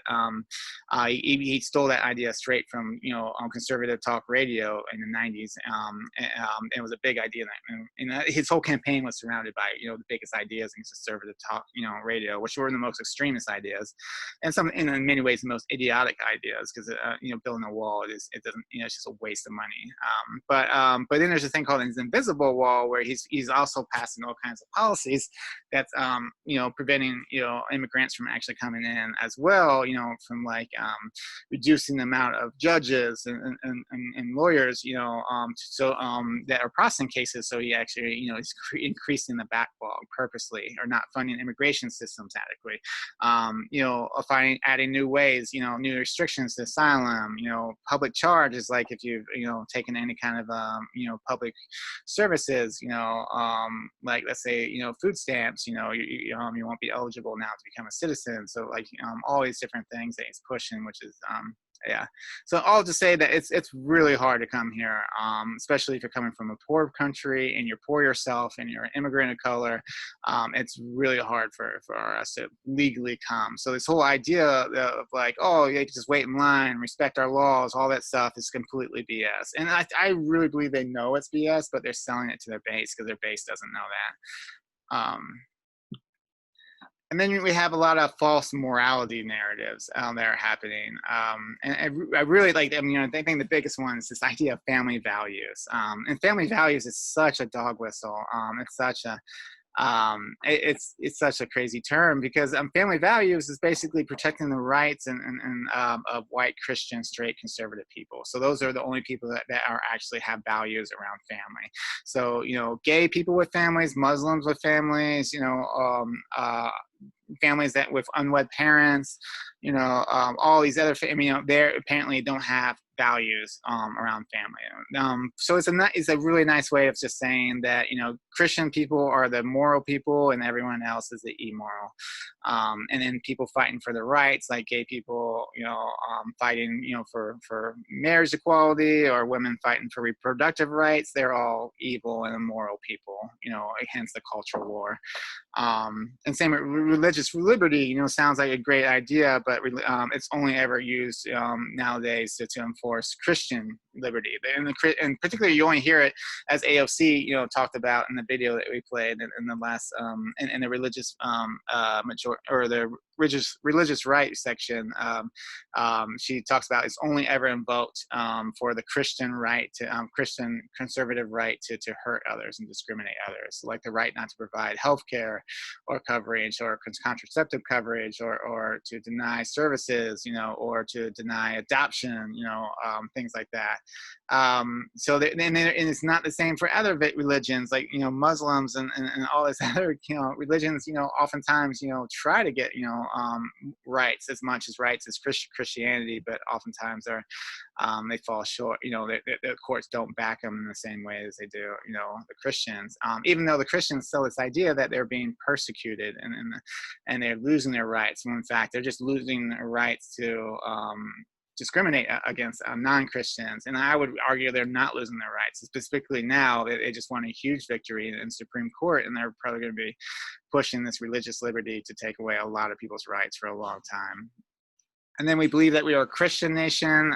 We are not a Christian nation. Our founding documents were on Enlightenment principles and separation of church and state. Our founding fathers specifically meant this not to be a Christian nation, because they wanted to support the First Amendment and the right to any religion, and making designating one religion as the nation, saying this is a Christian nation is basically opening up the discrimination and the hatred and prejudice against anyone that's not Christian. And then pro-life, which is a funny concept, because I get the idea of pro-life. They want to save unborn babies, and I totally get that, and I respect that.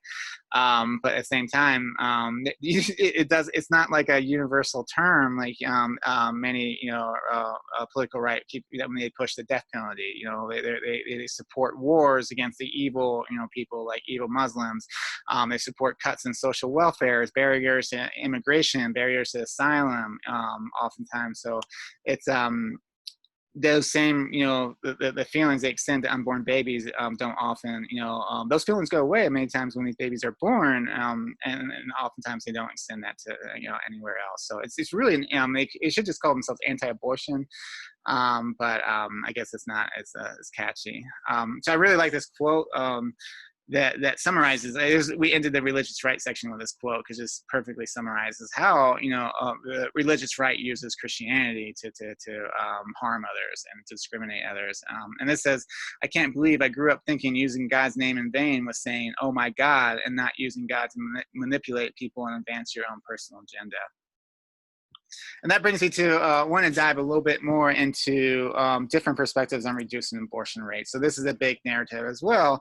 The political right sells this very simple definition perspective, as they say, like pro-life is basically anti, they want to, they hate abortion, they want to get rid of abortion, and pro-choice is they all love abortions and they love infanticide and all these other things, and which is really just, it's not true. At all. I mean, these are very diverse terms, and people that consider themselves pro-life and pro-choice have very diverse, opinions and perspectives. And I'm sure there's people there's a lot of people that are pro-choice that don't see anything wrong with abortion. But I would argue, and I'm not the end all be all, but I would argue that the vast majority of pro-choice people want to see the abortion rates, decrease for a number of different reasons. Me personally, I'm pro-choice, but I'm not, a huge fan of abortion. I want to see the abortion rates decrease as much as possible.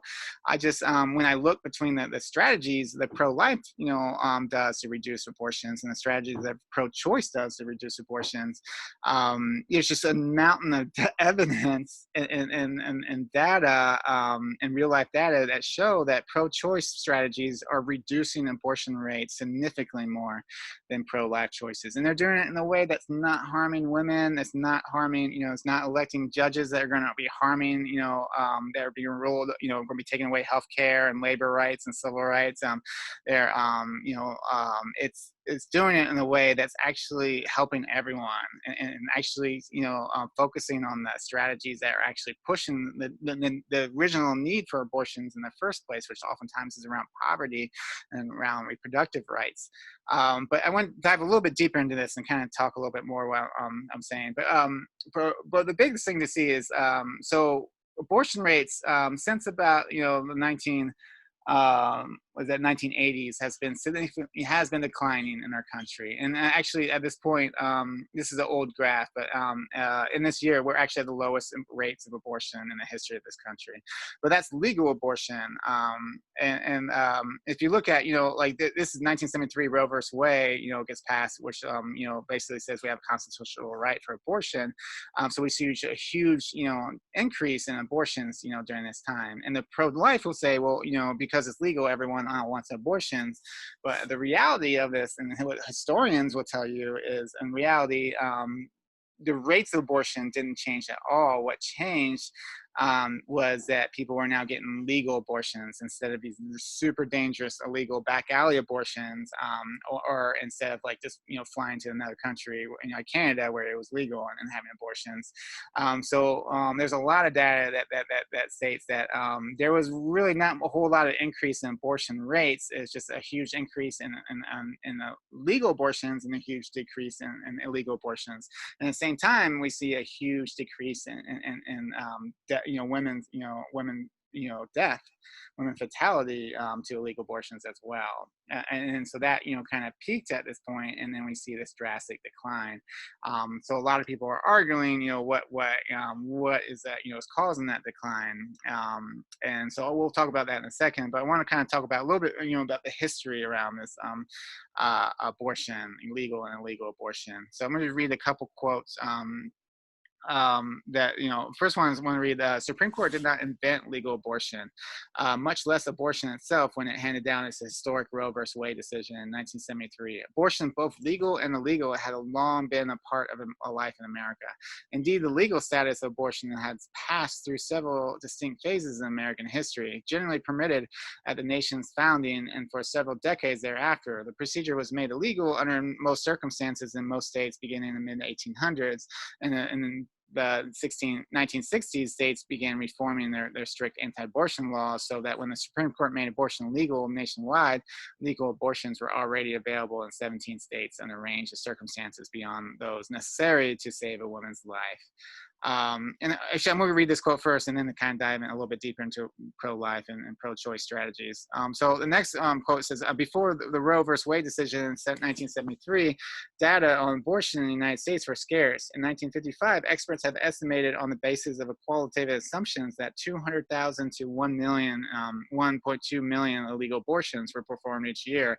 Despite its wide range, this estimate remained the most reliable indicator of magnitude of induced abortions in many years. In 1967, researchers confirmed this estimate by exploring data from randomized response survey conducted in North Carolina. They concluded that a total of 800,000 induced, mostly illegal abortions were performed nationally each year. In deciding Roe v. Wade in January 1973, the Supreme Court ruled that restrictive state abortion laws were unconstitutional, thereby legalizing induced abortion throughout the country. As a result, the number of legal abortions increased to almost 1.6 million in 1980 and continued at this level into 1990s. Furthermore, in the few years after Roe v. Wade, declining demand for illegal abortion services as legal abortion became available. I skipped a line. Furthermore, in a few years after Roe v. Wade, the estimate number of illegal abortions gradually decreased. Thus, the initial increase in the number of legal abortions were likely due to the declining demand for illegal abortion services as legal abortions became available. The decline explained why Roe v. Wade public health impact in reducing morbidity and mortality far exceeded its demographic impact, reducing the number of births. So that's important to understand is throughout this time, even though there was a huge increase in illegal abortions, between 1973 and 1990s, the birth rates weren't significantly reduced. That's with factoring in a lot of the factors into that. But what they found is and that's why and at the same time, they see that, before 1973, it wasn't like illegal, abortion just started in 1973. Beforehand, they were estimating anywhere between 200,000 to 800,000 to 1.2 million, abortions were happening, mostly illegal in this country. So this was happening all over this country, despite the fact that it wasn't illegal, or it wasn't legal. And what we did, when we legalized it is, it just became, it wasn't like an increased abortion rates, and it wasn't like our demographics started to decrease, but it was mainly that, the death rates of illegal abortions decreased as, the legal ones increased. So, knowing that, we look at these two different strategies. So this pro-life strategy, this is, the Catholics had the pro-life strategy for a long time, but this strategy really didn't come along until like the 1980s. And that was with the rise of religious right, which if you want to learn more about religious right, it was more about, Jerry Falwell and all these people that were really more concerned about saving their, federal tax exemption rates for their segregated schools that were being, taken away because they were supporting segregation. And then Reagan promised to reverse that. So then they, rallied around Reagan, and then, but they didn't want to, that was a terrible, rally, issue. So they decided to settle on abortion and family values, creating a, moral majority. And then that's the first time, most of these Protestant ministers, Protestant evangelicals, this is the first time that most of them, and Baptists as well, most of them ever preached against, abortion. Actually, many of them, agreed with Roe v. Wade, but then they just, turned this whole movement to, and they started preaching against abortion, and that's really what blew up. Like I said, the Catholics were that was different with the Catholics. Catholics were always against abortion, but Protestants and evangelicals and Baptists, came aboard in the 80s, and that's where we kind of build this, this pro-life strategy. And it's pro-life, strategy. The main goal of this is to reduce abortion rates in this country, and they want to do it through banning and restricting abortion, banning federal funding for abortion, Hyde Amendment, denying women's reproductive rights in the courts, and support, abstinent-only education, reducing contraceptive access, opposing universal health care and universal child care, and things like that. So. more of it is just like they want to say it's wrong. Everyone, it should be illegal, and everyone should not do it, and we shouldn't talk about it, and we shouldn't offer services about it. Between mid 1800s, 1973, I mean, like we know some data. We know that outlawing it and making restricting access and things, it does reduce legal abortion rates, for sure. But it also significantly increases illegal abortions and the death rates that come along with that, and it increases legal abortions in the nearest countries, and that's really ultimately that, when we ban this stuff, it's not like abortion stop. It's basically punishing the poorer women, because rich women and women with means, can just they can travel to the next country that's where it's legal, or the next state that's legal.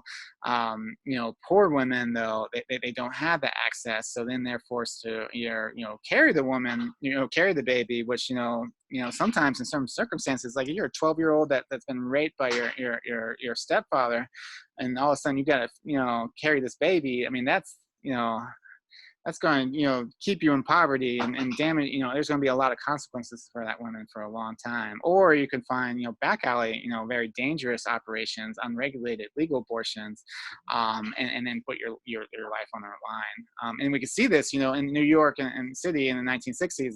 There were rates 1 in 4 childbirth related deaths among white women was due to abortion.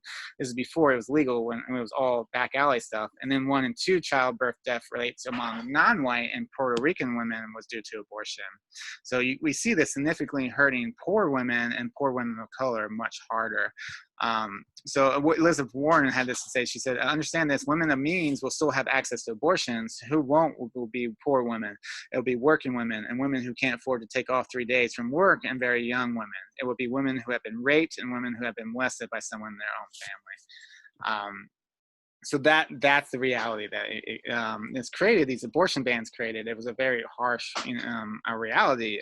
It was a very painful reality for millions of women at this time. And not only that is pro-life also indirectly hurts a lot of other people, because when you're like I was just talking to my wife's stepdad. He was very religious, and he was talking about how he hates Trump and he hates everything that's happening, but he's like, well, I gotta vote pro-life because that's my main issue. And I get that you want your these unborn babies to be a main issue. I just don't get that you see this strategy as the one that's whatever. I mean, that's a debate. But the problem is he's voting for people that are going to elect conservative judges that are not. Yes, they're going to be pro-life, and there's a good chance Roe versus Wade is going to be overturned next year. But at the same time, we're putting all these judges on that want to also remove our healthcare access. We want to remove immigration rights, labor rights, civil rights, environmental rights, voting rights. So this is. There's a lot. It's not just poor women that are hurting with these strategies. There's a lot of some of the most marginalized people in this country are going to be affected through these strategies. And then if you go to pro-choice strategies, their strategy to legalize abortion. We want to get rid of illegal abortions. We want to get rid of all this stuff, but we want to legalize it. And at the same time, push a lot of policies that try to basically remove the circumstances that are causing people to feel like they need to have abortion, supporting comprehensive sex education, increasing access to contraceptive access, increasing support for universal health care, for child care, for these things that are going to allow people in poverty to actually control themselves, control whether they're going to get pregnant or not, through increased contraceptive access, but also feel like they can actually have a baby, if they have, if you don't have healthcare, you don't have decent, housing, you don't have all these things. It's a completely different circumstance of whether, deciding whether you're going to have this baby or not. It's when you come from a family that has all those things. So, but I mean, and what we see with these results, so, a lot of this stuff was implemented, in 1973, particularly with legalized abortion. We saw, there was a huge increase of legal abortions, but at the same time, we see a huge decrease of illegal abortions. And then what we see over time is we see eventually reduces legal abortions by eliminating many of the causes of abortions, poverty, lack of health care, child care, and things like that. And so read this a quote from this another report. Abortion restrictions were not the main driver of the decline in U.S. abortions between 2011 and 2011. So there was actually a huge decline, starting in 2011 in abortions over the last decade. And I'll read this quote that talks about, rather, the decline in abortions appears to be related to declines in births and pregnancies overall. So one possible contributing factor is contraceptive access and use. Since 2011, contraception has become more accessible as most private and health insurance plans are now required by the Affordable Health Care Act to cover contraceptives without out-of-pocket costs. In addition, thanks to expansions in Medicare and private insurance companies under the ACA, the portion of women aged 15 to 44 nationwide who were uninsured dropped more than 40% between 2013 and 2017. So almost half of women, between that age, gain access to healthcare. Not only access to healthcare, but there's a huge push now under the Affordable Care Act. Employers now all had to provide comprehensive, healthcare, including contraceptive coverage. And that is, I've read tons of studies that, talk about, there's a lot of factors that have play into this, but everyone's like the biggest reason why we're seeing this huge reduction in abortions is we're seeing a huge reduction in pregnancies.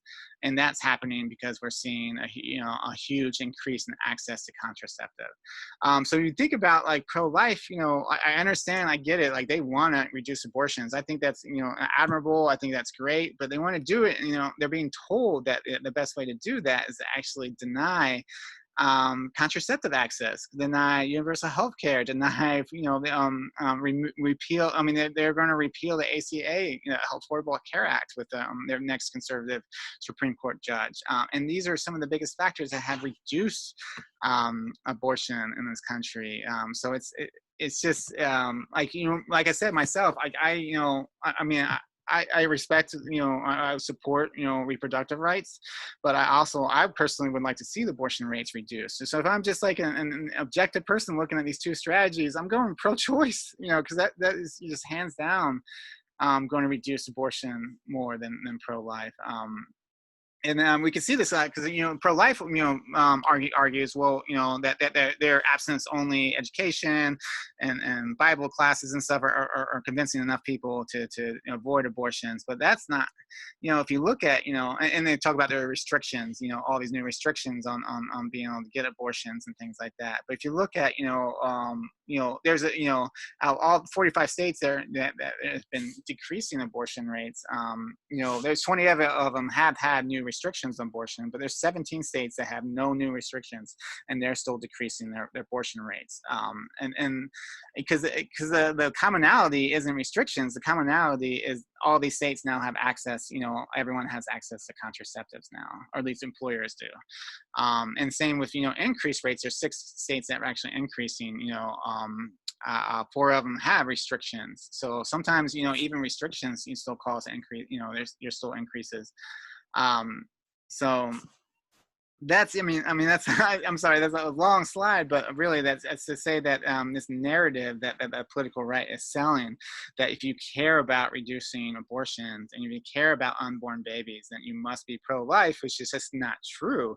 I can understand, if you want to look at both of them as, both of these options reduce abortion rates.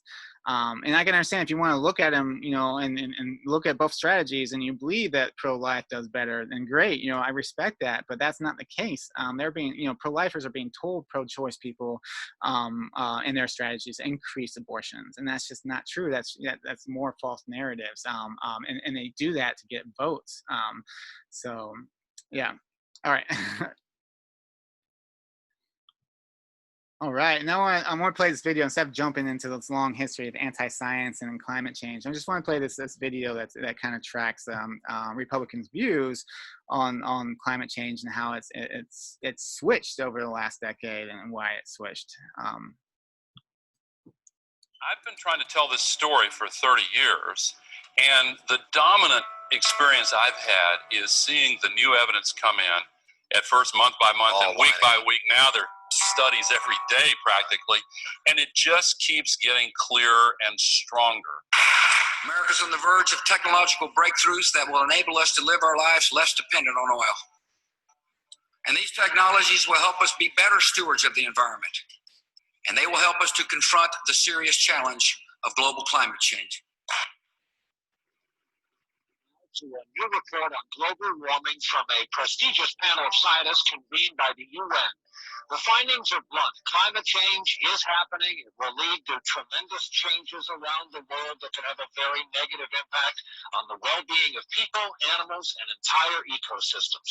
The evidence is sufficient that we should move towards the most effective possible steps to reduce carbon loading of the atmosphere. Well, I think we have to accept the view that scientists have, that there is global warming and that human operation, human condition contributes to that. I think the risks of climate change are real, and that you're seeing climate change. I think human activity is contributing to it. Why has it taken so long, Senator? Special interests. It's a special interest. It's the utility companies and the petroleum companies and the other special interests. They're the ones that have blocked progress in the Congress of the United States and in the administration. That's a little straight talk. We don't always see eye to eye, do we, Newt? No, but we do agree our country must take action to address climate change. I believe that climate change is real. It's not just a greenhouse gas issue. It's a national security issue. We have an obligation to future generations to take action and fix it. The Senate is going to do something today, beginning a debate on global warming, a comprehensive bill to deal with climate change that is favorably reported out of a Senate committee. The yeas are 48, the nays are 36. 3/5 of the senators duly chosen and sworn not having voted in the affirmative. The motion is not agreed to.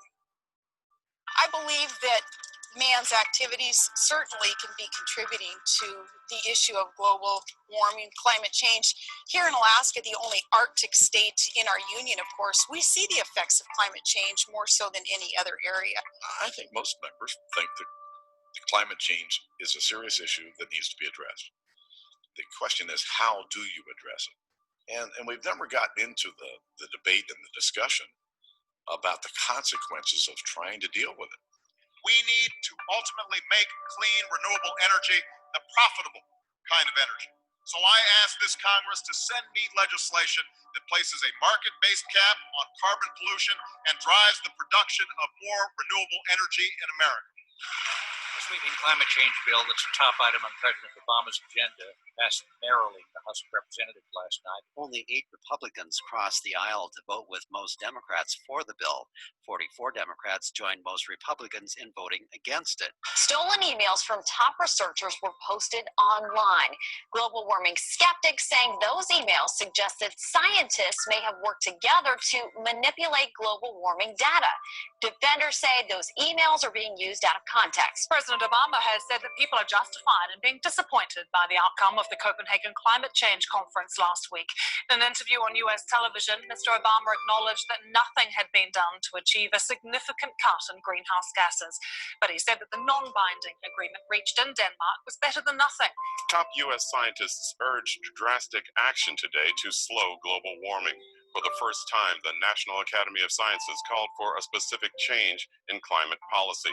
It recommended a carbon tax on fossil fuels or a cap-and-trade system for greenhouse gas emissions. Senate Democrats pushed the climate bill off the table and into a very uncertain future ahead of November's midterm elections. And I'll take dead aim at the cap-and-trade bill. The Republican takeover of the House is likely to change the political climate on the issue of global warming. And it is safe to say that the president's cap and trade legislation, that whole idea, is virtually dead. House Republicans say they will scrap the Select Committee on Global Warming.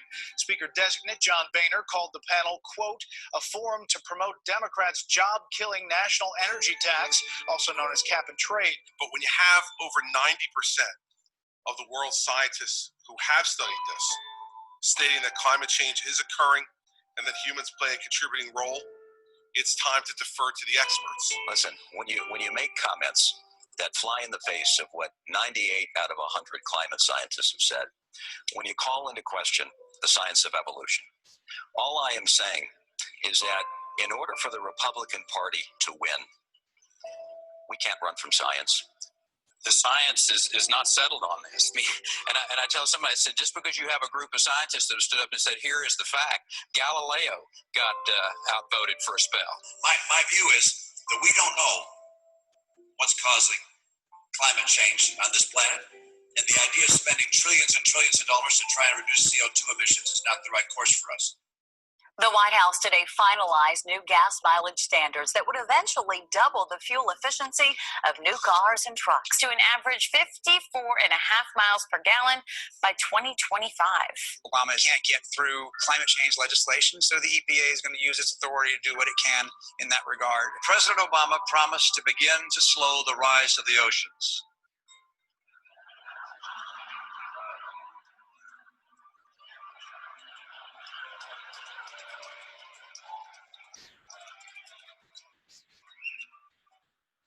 And to heal the planet.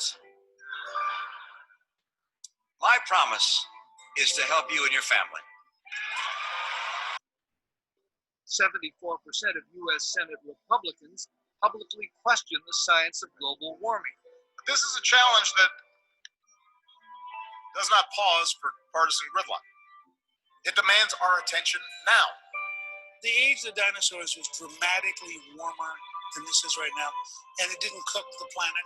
And in fact, life was fine. Are you convinced that climate change is man-made? Well, I don't know that is a resolved issue in science today. You do not think that human activity, the production of CO2, has caused warming to our planet? I do not believe that human activity is causing these dramatic changes to our climate the way these scientists are portraying it. Do you believe in man-made climate change? Democrats, 83% say yes. Republicans, 36% say yes. It is now more divisive than abortion. It has in recent years become ideology. It's become partisan. The Obama administration has just rolled out a new rule to cut carbon dioxide emissions from power plants. The proposal from the Environmental Protection Agency cuts CO2 emissions by 30% by 2030. Some Democrats in coal mining states want him to hold off until after the midterm elections in November. The world's top climate panel has issued its direst appeal to date on the need to stop global warming. In a new report, the United Nations Intergovernmental Panel on Climate Change says continued emissions of greenhouse gases will cause further warming and long-lasting changes in all components of the climate system, increasing the likelihood of severe, pervasive, and irreversible impacts. Scientists report that 2014 was the hottest year in recorded history for the planet, and that dates back to 1880. Satellite data demonstrate for the last 17 years, there's been zero warming, none whatsoever. We are seeing these horrible the reports are now in Palmyra. They're executing people and leaving their bodies in the streets. Meanwhile, the President of the United States is saying that the biggest enemy we have is climate change. We've had one record-setting year after another as far as the heat on this planet. So I don't buy that, Joe. What do you mean you don't buy it? I just don't buy the fact. I don't buy the fact that it's a crisis. I don't buy the fact that it's a crisis. I just don't. I think that there'll be little change here. It'll go up. It'll get a little cooler. It'll get a little warmer, like it always has for millions of years. It'll get cooler. It'll get warmer. It's called weather. I think it's a big scam for a lot of people to make a lot of money. In my first inaugural address, I committed this country to the tireless task of combating climate change and protecting this planet for future generations. 2 weeks ago in Paris, I said before the world that we needed a strong global agreement to accomplish this goal.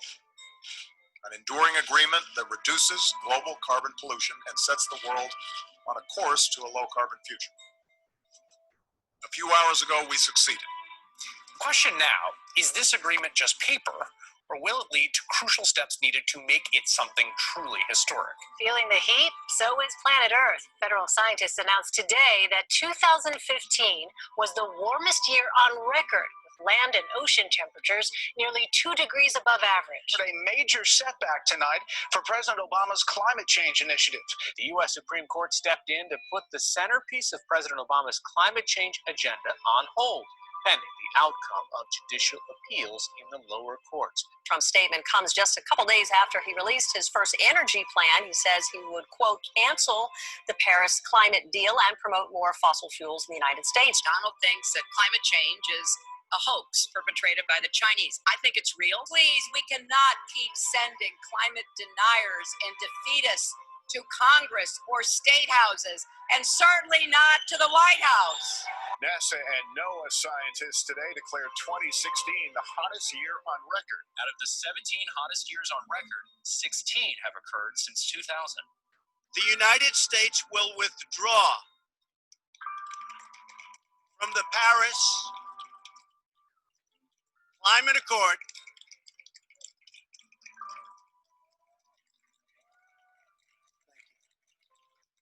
German Chancellor Angela Merkel called it extremely regrettable. Canadian Prime Minister Justin Trudeau called it disheartening. And the Vatican went further, saying Mr. Trump's decision was a disaster for everyone. Meanwhile, President Trump is ending Obama's signature environmental policy that limits carbon emissions from power plants that burn coal. Speaking to an audience in Kentucky yesterday, EPA Administrator Scott Pruitt said that the regulation violated federal law and declared that the war on coal is over. 2017 was the third warmest year on record. The 6 hottest years have all been since 2010. The window of opportunity to prevent global climate chaos is not yet closed. But according to a landmark report, it will require action on an unprecedented scale. The message is over to governments at this stage. We've told you the scientific facts, the evidence, the costs.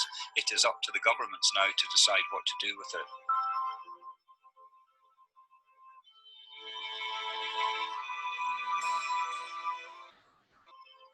I think some of the biggest takeaways is just that big reversal. Republican Party were on board, for the most part with climate change, and that big reversal came in the 2016 election. We're going to talk a little bit more about that. That was actually a policy of the Republican Party to oppose everything they can and demonize everything they can that Obama produces, regardless how much is needed, to make him look bad and keep him as a one-term president.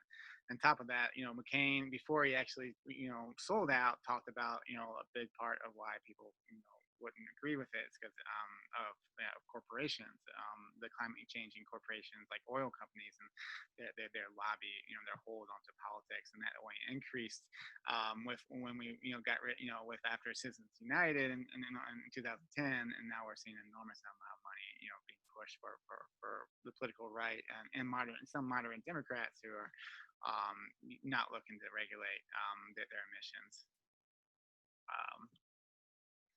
All right, so we'll talk a little bit more about that in a second. I have a couple more slides, but I want to talk first about this. A big narrative too is big government. So Republicans always talk a big game about how they oppose big governments, but oftentimes when you look at how much presidents are spending, particularly right now, it doesn't always make sense. Oftentimes it breaks down to it's not necessarily that they oppose, big federal governments and government spending, is they oppose funding for social programs that help out, or at least perceive to help out, Black, Indigenous people of color, poor people, undeserving populations. So they oppose, social welfare, but they're big advocates of corporate welfare that actually spends an enormous amount more money than social welfare. They oppose universal health care, universal education, things like that. They oppose education funding. But at the same time, they're pushing for big funding increases, for military. They're pushing, for huge tax breaks politics. They're pushing for corporate welfare. So I want to read this quote here. It says, a healthy chunk of Republican voters don't have a broad objection to big government, but an objection to big government for the wrong people. A lot of white voters were happy to vote Democrat when they saw big government as serving the interests of their own ethnic group. That shifted the Republicans when they started to see the government as working to help mostly others. Reagan's a big example of this. Reagan, sold this whole idea, that, welfare was just basically, it was just full of, black people taking advantage of it, welfare queens, creating dependency, no one wanted to work because they can just get a check from the government. So they sold all these myths, and none of those myths were true. But at the same time, so they pushed this idea, well, big government's terrible, let's, get rid of it. So they, so white voters, convinced enough white voters to vote him in power. He slashed, all kinds of, welfare programs and public assistance programs, social safety nets, public health, funding, but at the same time, he did huge increases on the military. He did huge tax decreases on the rich and corporation. He did, huge increases on mass incarceration, to the point that I think he was probably, I want to say, if that's a research, I'm pretty sure I read this, that he was actually spending more money in numerous different ways. So it's not about, reducing the size of the government. It's reducing the size of the government. It doesn't necessarily, or at least doesn't perceive to be helping white people, or it's perceived to be helping non-white people, such as social welfare programs and things like that. But because you look at, our military funding, our military, we have a huge military. We spend, between, about 50, give or take, billion a year. This is more than all. These are all the biggest governments, militaries after us. We spend more than the vast majority of the world. We have over 200 bases, over 800 military bases all over the world in 70 countries. We were spending, $1 trillion right now on these F-35, fighter planes that are basically used to fight, a Cold War, fighter jet battle, between Russia, and it's just not needed anymore. But we're dropping $1 trillion into this. And at the same time, that's happening, and that's not just Republicans, that's Democrats, mainly modern Democrats, but majority of Democrats that vote for that every year, and it gets bigger and bigger. There are a coalition of Democrats that are trying to defund that, somewhat, but they're just overruled every year. And then, Trump's tax cuts that, he did huge tax cuts that's going to cost us $2.3 trillion over the next 10 years, and majority of the benefits of those tax cuts went to the upper income, the upper class. And he's huge corporate tax cuts, and they, in the same year that he slashed it, companies, spent a record number of, over $1 trillion buying back their own stock instead of investing in it. Because the idea is, trickle down economics, you cut taxes for the rich, and they'll spend more on things and invest more into everyone else. But the reality is they spent most of that money buying their own stock back. It just gave them more power and more profits. And then, according to the Congressional Budget Office, we went over a lot of this stuff in the Trump section. But all this tax cuts did was just increase the wealth inequalities, while destroying our debt. And it gave a slight little bump to businesses, but that was that was over in less than a year. And this was before COVID. By 2019, by 2018, everything was back to normal. Or by 2019, sorry, business investments was anemic again, and so I just get it for a slight little bump. We just dropped 2.3 trillion, which is, you can't even imagine how much that money is. It's just so much money. And then corporate welfare. So our government spends about 100 billion annually on corporate welfare, and a lot of that goes to. Some of that is worthwhile, but most of that goes to really big companies that don't really need it, but they invest into this stuff, and this is why they invest in lobbyists to get these funding. I'll read a couple quotes from some information on some of these reports that talks about corporate welfare. But one of them from Philip Matera says, we estimate that at least 75% of cumulative disclosed subsidy dollars have gone to just 965 large corporations, even though these companies account for only about 10% of the number of announced awards. Mega deals have been awarded to many of the largest and best-known companies based in the United States, as well as foreign ones doing businesses here, including every large domestic automaker, all of the foreign auto producers with appreciable U.S. sales, oil giants such as ExxonMobil and Shell. Like, why are these companies getting, billions of dollars from us in welfare, corporate welfare? Aerospace leaders, Boeing and Airbus, banks such as Citigroup and Goldman Sachs, media companies such as Disney and ESPN, retailers such as Sears and Cabela, online industries such as GE and Dow Chemicals, tech company leaders such as Amazon, Apple, Intel, Samsung. Most of these companies do not need our funding, or if they do, I mean, it's not that dire, but we're still handing tons of money over. And there's no rallies, there's no, they don't talk about this in Republican Party, rallies. There's no rallies in the streets, about, fighting against this waste of money. But like, there's no opposition and narratives created around this. They don't even talk about this. At the same time they talk about social welfare and how horrible that is, to give a small amount of money to people that are living in poverty is a waste of money. But to give huge amount of money to really rich companies that are already really rich, that's okay. One of the major problems, Todd Burst, one of the major problems, despite the fact that the U.S. is spending so much taxpayer money on corporations, is that welfare is construed as meaning social welfare. With the rise of new radical conservative movement, Republicans coined the phrase entitlement programs. About $59 billion is spent on traditional social welfare programs. $92 billion is spent on corporate subsidies. So the government spent nearly 50% more on corporate welfare than it did on food stamps and housing assistance in 2006.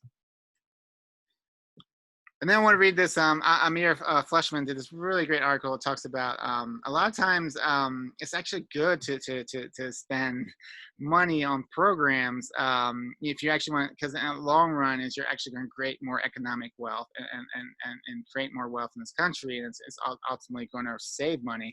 But I just want to read this this quote. It says, many social programs that fiscal conservatives advocate cutting have been shown to actually save the government money in the long run.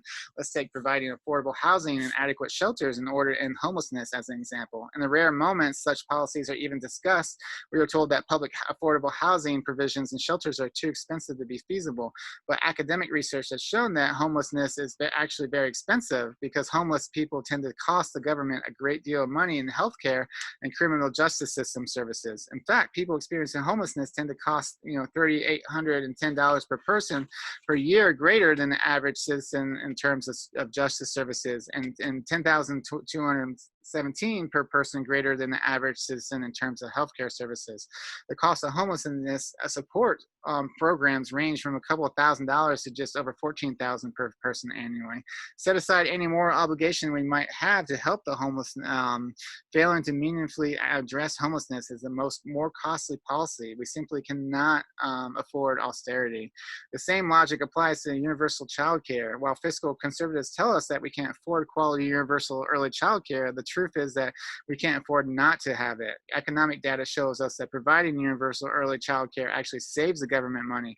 This is because without it, child care becomes so expensive that many parents face the impossible choice between working during the day or taking care of their child. One parent, disproportionately mothers, will often need to stay home and take care of their child. If that person is a single parent, they may have to go on welfare. By providing universal early child care, the government allows more parents to enter the labor force, get off welfare, and generate taxable income. While the child care program in Quebec is far from perfect, it has become clear that for every dollar they invest, they recoup $1.05.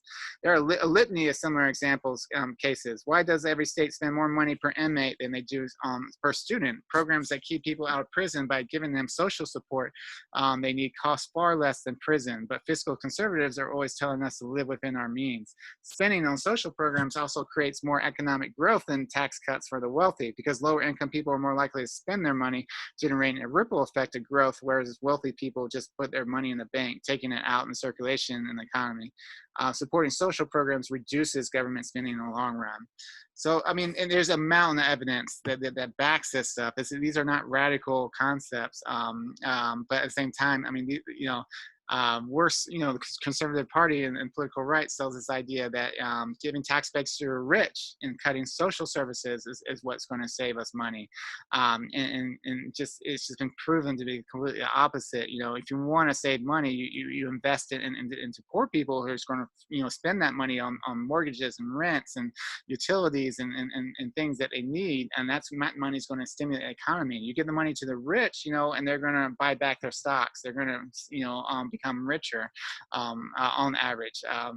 And so it's just this is a big this idea that political right and Republican Party are fiscal conservatives is a huge myth that really sells they sell to get votes. Another part, we mentioned in the first slide in this section, the constitutionalism that they mentioned, and it's Republicans mentioned in their 2020 platform that they're strict constitutionalists, and that that's a huge concern to them is to follow the Constitution, but at the same time, or protect good democracy is the one too. But at the same time, I mean, that really only happens when it works in their favor. We've seen numerous cases just in the last decade where they have thrown out our democracy and thrown out our Constitution, for personal, benefit. And we're not just talking about like little small instances, that probably happens all the time on both parties. We're talking like party platforms that have completely gone against the idea of democracy and our Constitution. And the biggest one is the party platform of GOP in 2009.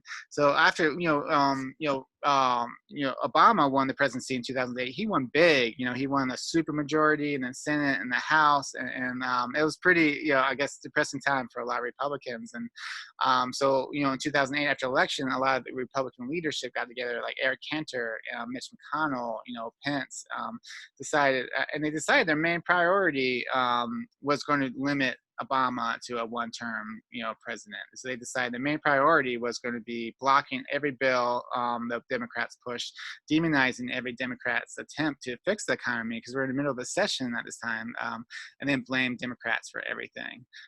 So in 2010, Senate Minority Leader Mitch McConnell publicly states his top priority in the next Congress is to ensure that Obama serves only one term. And so since 2008, the GOP senator filibusters over 500 pieces of legislation, and many of these are like based on actually focus on like anti-recession legislation. They were focused on stimulus packages and things that actually job programs, job creation in the middle of a recession, and they were still filibustered because it was like there was nothing that was like they were willing to work on. And 79 presidential nominees blocked by the GOP Senate. And then to give you an example, these are nominees for agency heads, for judges. To give you an example, only 68 nominees were ever blocked before Obama. So they were specifically blocking these people and dismantling our democracy in our country to make Obama look bad. And I know this is, people do this all the time, but not on this level, not to the point where they're literally like, we're going to cease working, participating in democracy and do everything we can to dismantle this stuff to make Obama look bad. So I'm reading this, by Michael Grunwald, writes, the Republicans have real philosophical differences with Obama about the size and scope of government, and many view their resistance as a principled return to GOP's limited government roots after a spending spree under Bush. But they are also filibustered and voted in lockstep against previously uncontroversial Obama priorities like extended unemployment benefits, expanded infrastructure spending, small business tax cuts. So they're supposed to be the pro-business people, and they're voting against business tax cuts, a foundation of this party. Senate Republicans even turned routine judicial nominations into legislation ordeals, filibustered 20 of its district court judges, 17 more than have been filibustered under all of its predecessors. Republican leaders simply did not want their fingerprints on the Obama agenda, as McConnell explained. If Americans thought DC politicians were working together, they would credit the president.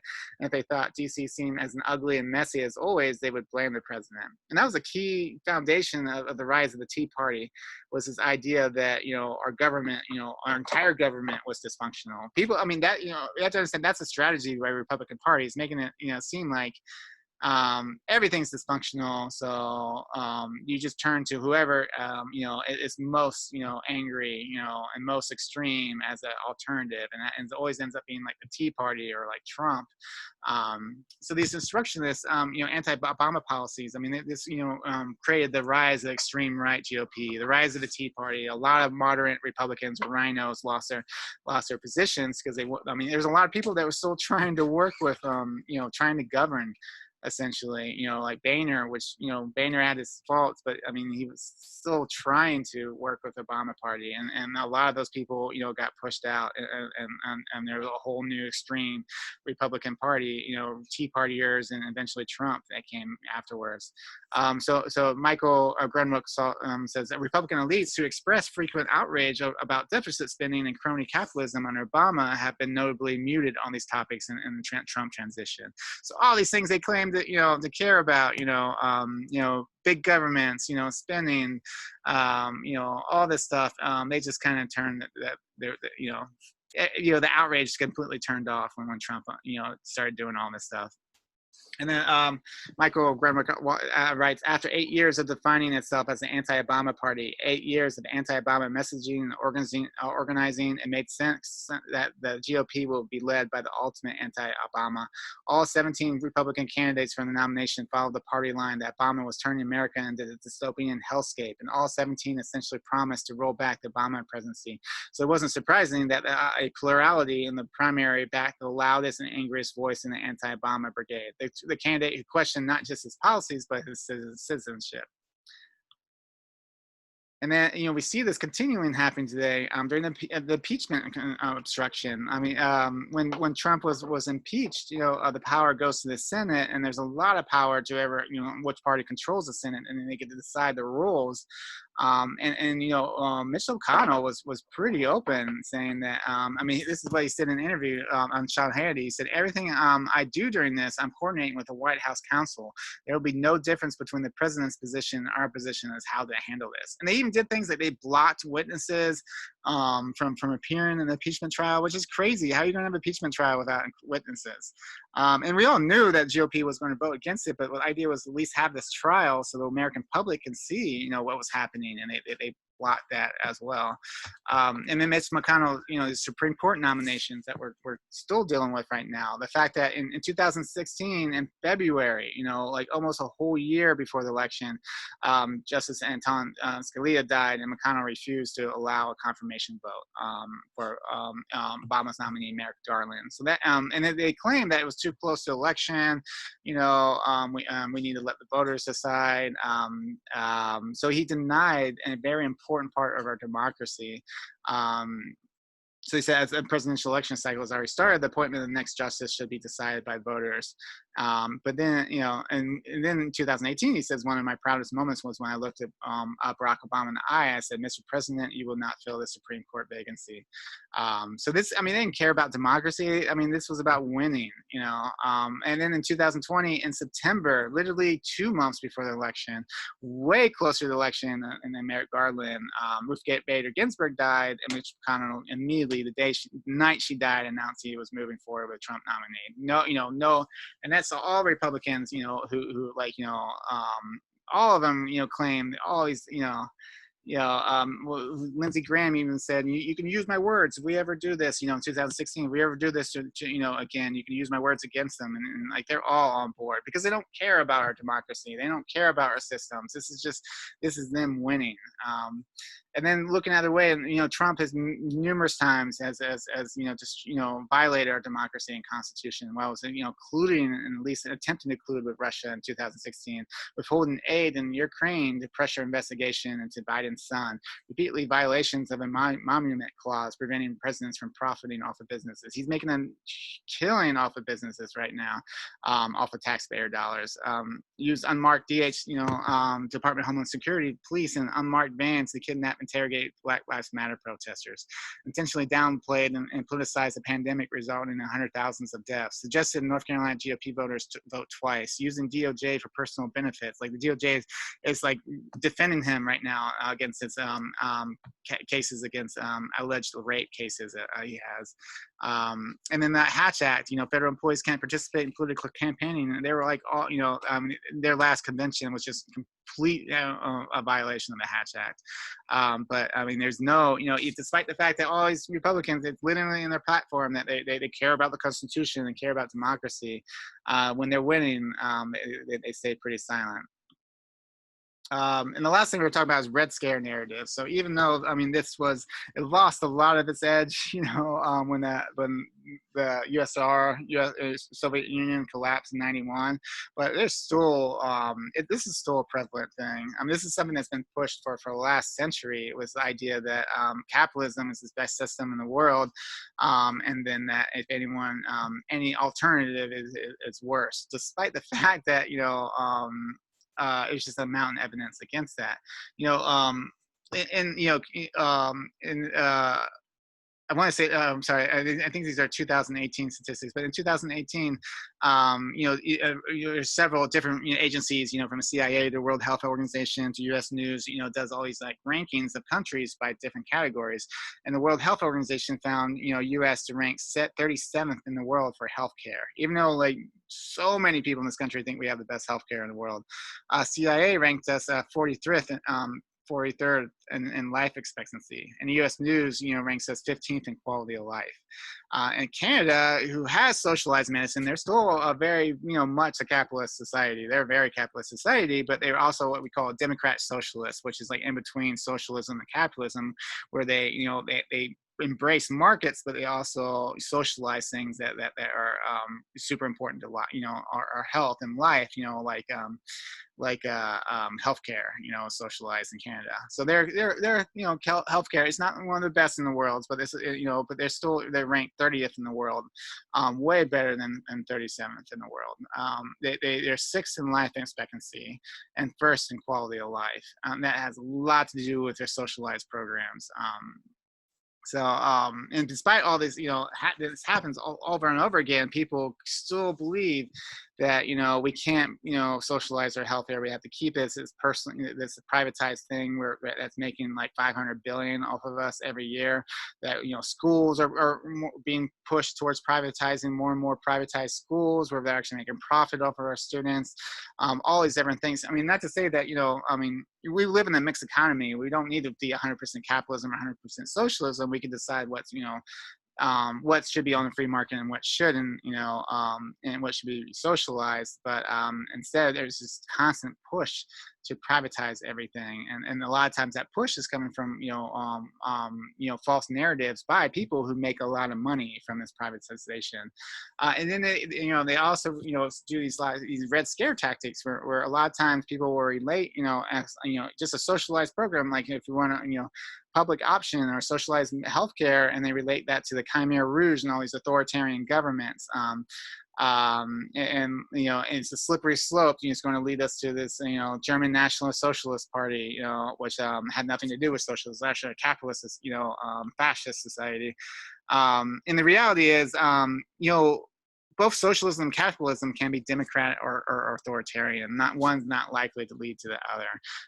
There's a lot of democratic socialist countries, and there's a lot of authoritarian socialism. Like the Soviet Union was authoritarian socialism, and then it broke apart. And modern Russia, they had all these capitalist, reforms, and now they're authoritarian capitalism. United States is democratic social capitalist. Sweden is democratic socialism. So it's one does not lead to the other, but thinking it does is a very powerful narrative for the political right. And I'm going to play this ad that went out, attacking Alexandria Ocasio-Cortez for supporting, socialized healthcare. This is the face of socialism and ignorance. Does Alexandria Ocasio-Cortez know the horror of socialism? My father was minutes from death in Cambodia before a forced marriage saved his life. That's socialism. Forced obedience, starvation. Mine is a face of freedom. My skin is not white. I'm not outrageous, racist, nor socialist. I'm a Republican. Yeah, just straight up Red Scare. Yeah, like the Khmer Rouge. If you actually know the history of Khmer Rouge, a lot of that got started because of Nixon bombing, illegal bombing in Cambodia, which helped overthrow the democratic government, and then led to this like authoritarian dictatorship that killed millions. So it's actually to say that that's the face of socialism is pretty scary. But that leads us to this history of Red Scare in this country and how socialism became such a dirty word. So I'm going to end this section on this video about socialism. 2019 Gallup poll showed that 43% of Americans viewed socialism favorably.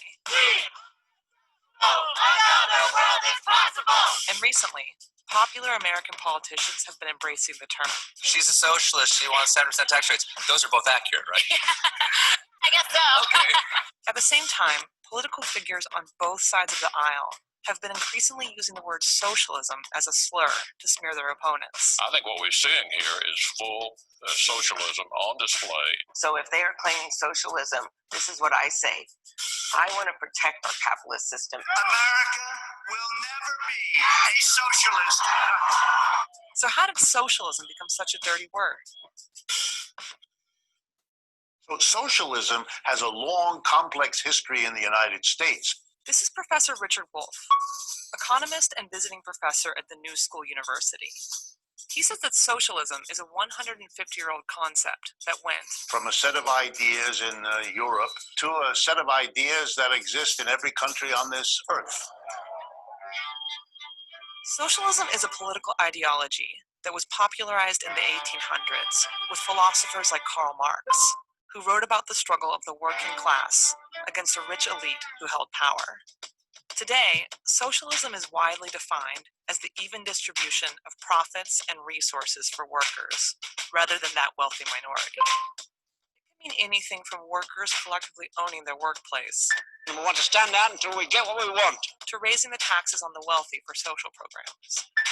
and we cannot afford a billionaire class. And so it is basically a desire to go beyond, to do better than capitalism. Socialism in its many forms has had broad support in America at different times. It got particularly intense back in the 1930s because we had a great collapse of capitalism in 1929, the Great Depression. To help America recover from the Great Depression, President Franklin Delano Roosevelt and the Democratic Party pushed through a set of social welfare programs collectively called the New Deal. The New Deal raised taxes on corporations and the wealthy to pay for programs designed for the middle class and working class. It, of course, horrified the people who sit at the top of capitalist society. They had never been treated that way in American history. Then we had a war, World War II. The people of the United States will not stand idly by. In that war, the United States was allied with the Soviet Union, an officially socialist country.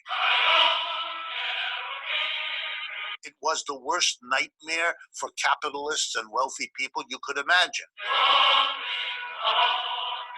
So when Roosevelt died in 1945, the wealthy in America saw their chance to undo the New Deal, to go back in American history to the way it was before capitalism crashed in 1929.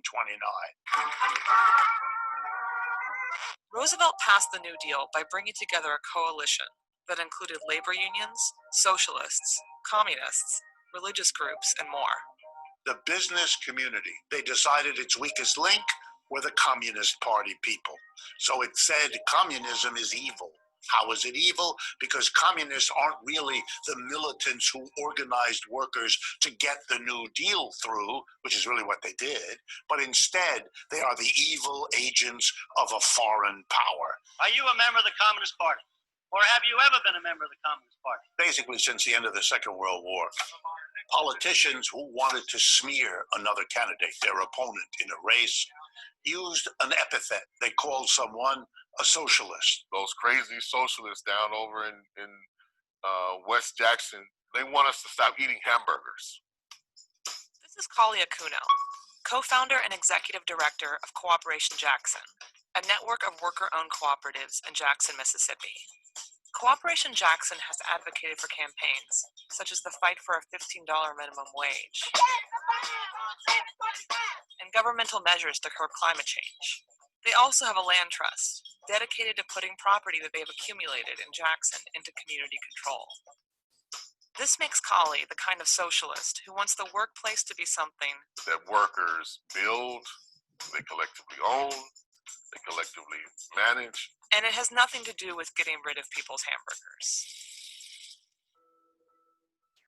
This is a city which is over 80% black.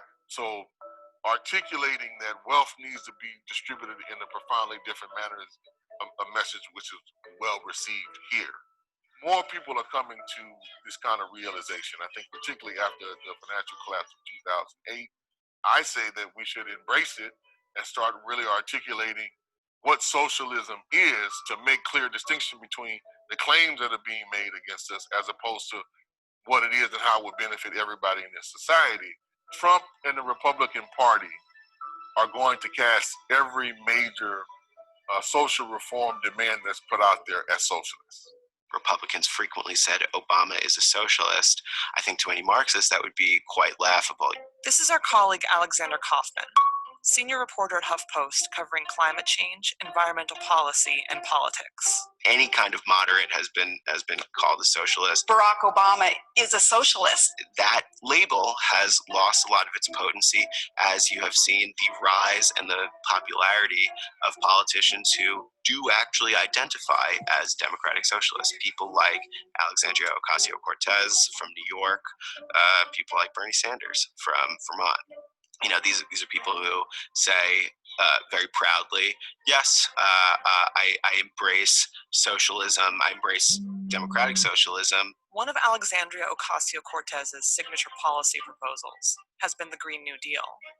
Echoing FDR's New Deal, the proposed legislation aims to address climate change and income inequality.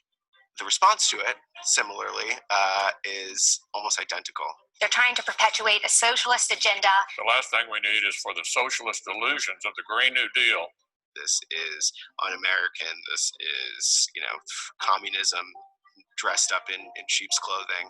This is, actually going to ban hamburgers. They want to take away your hamburgers. What are they saying? We're going to ban hamburgers? Seems like they want to get rid of hamburgers. This is what Stalin dreamt about, but never achieved. Quite confusing. One of the Green New Deal's proposed policies is a jobs guarantee in clean energy industries. The idea has been portrayed as unrealistic by critics, even in the Democratic Party. We can't promise every American a government job. But Alex says, the U.S. military has been a sort of job guarantee for a lot of people for decades. Not to mention all the other programs that were called socialist when they were first enacted, and we've grown very comfortable with them. An 8-hour workday, the weekends, employment protections, child labor laws. These are all things that were initially pushed by people who considered themselves to be socialists or consider themselves to be influenced by those Marxist critiques of a market system. We have to remember the collective struggles of people to attain many of the things that we now take for granted. We need to flip the script on the narrative that socialism is bad. And you have that to the president. Bold statements like President Trump's that this country will never be a socialist country. Every country has socialist newspapers, socialist parties, socialist movements. It is something that has excited and attracted people on a scale that few movements have ever achieved in the history of the human race. Is socialism inherently un-American? Well, I guess, the definition of what is American changes constantly, right? The beauty of America is that it is inclusive and malleable and has been interpreted many ways by many people. So is socialism as American as apple pie? I guess that depends on how you see sharing that pie.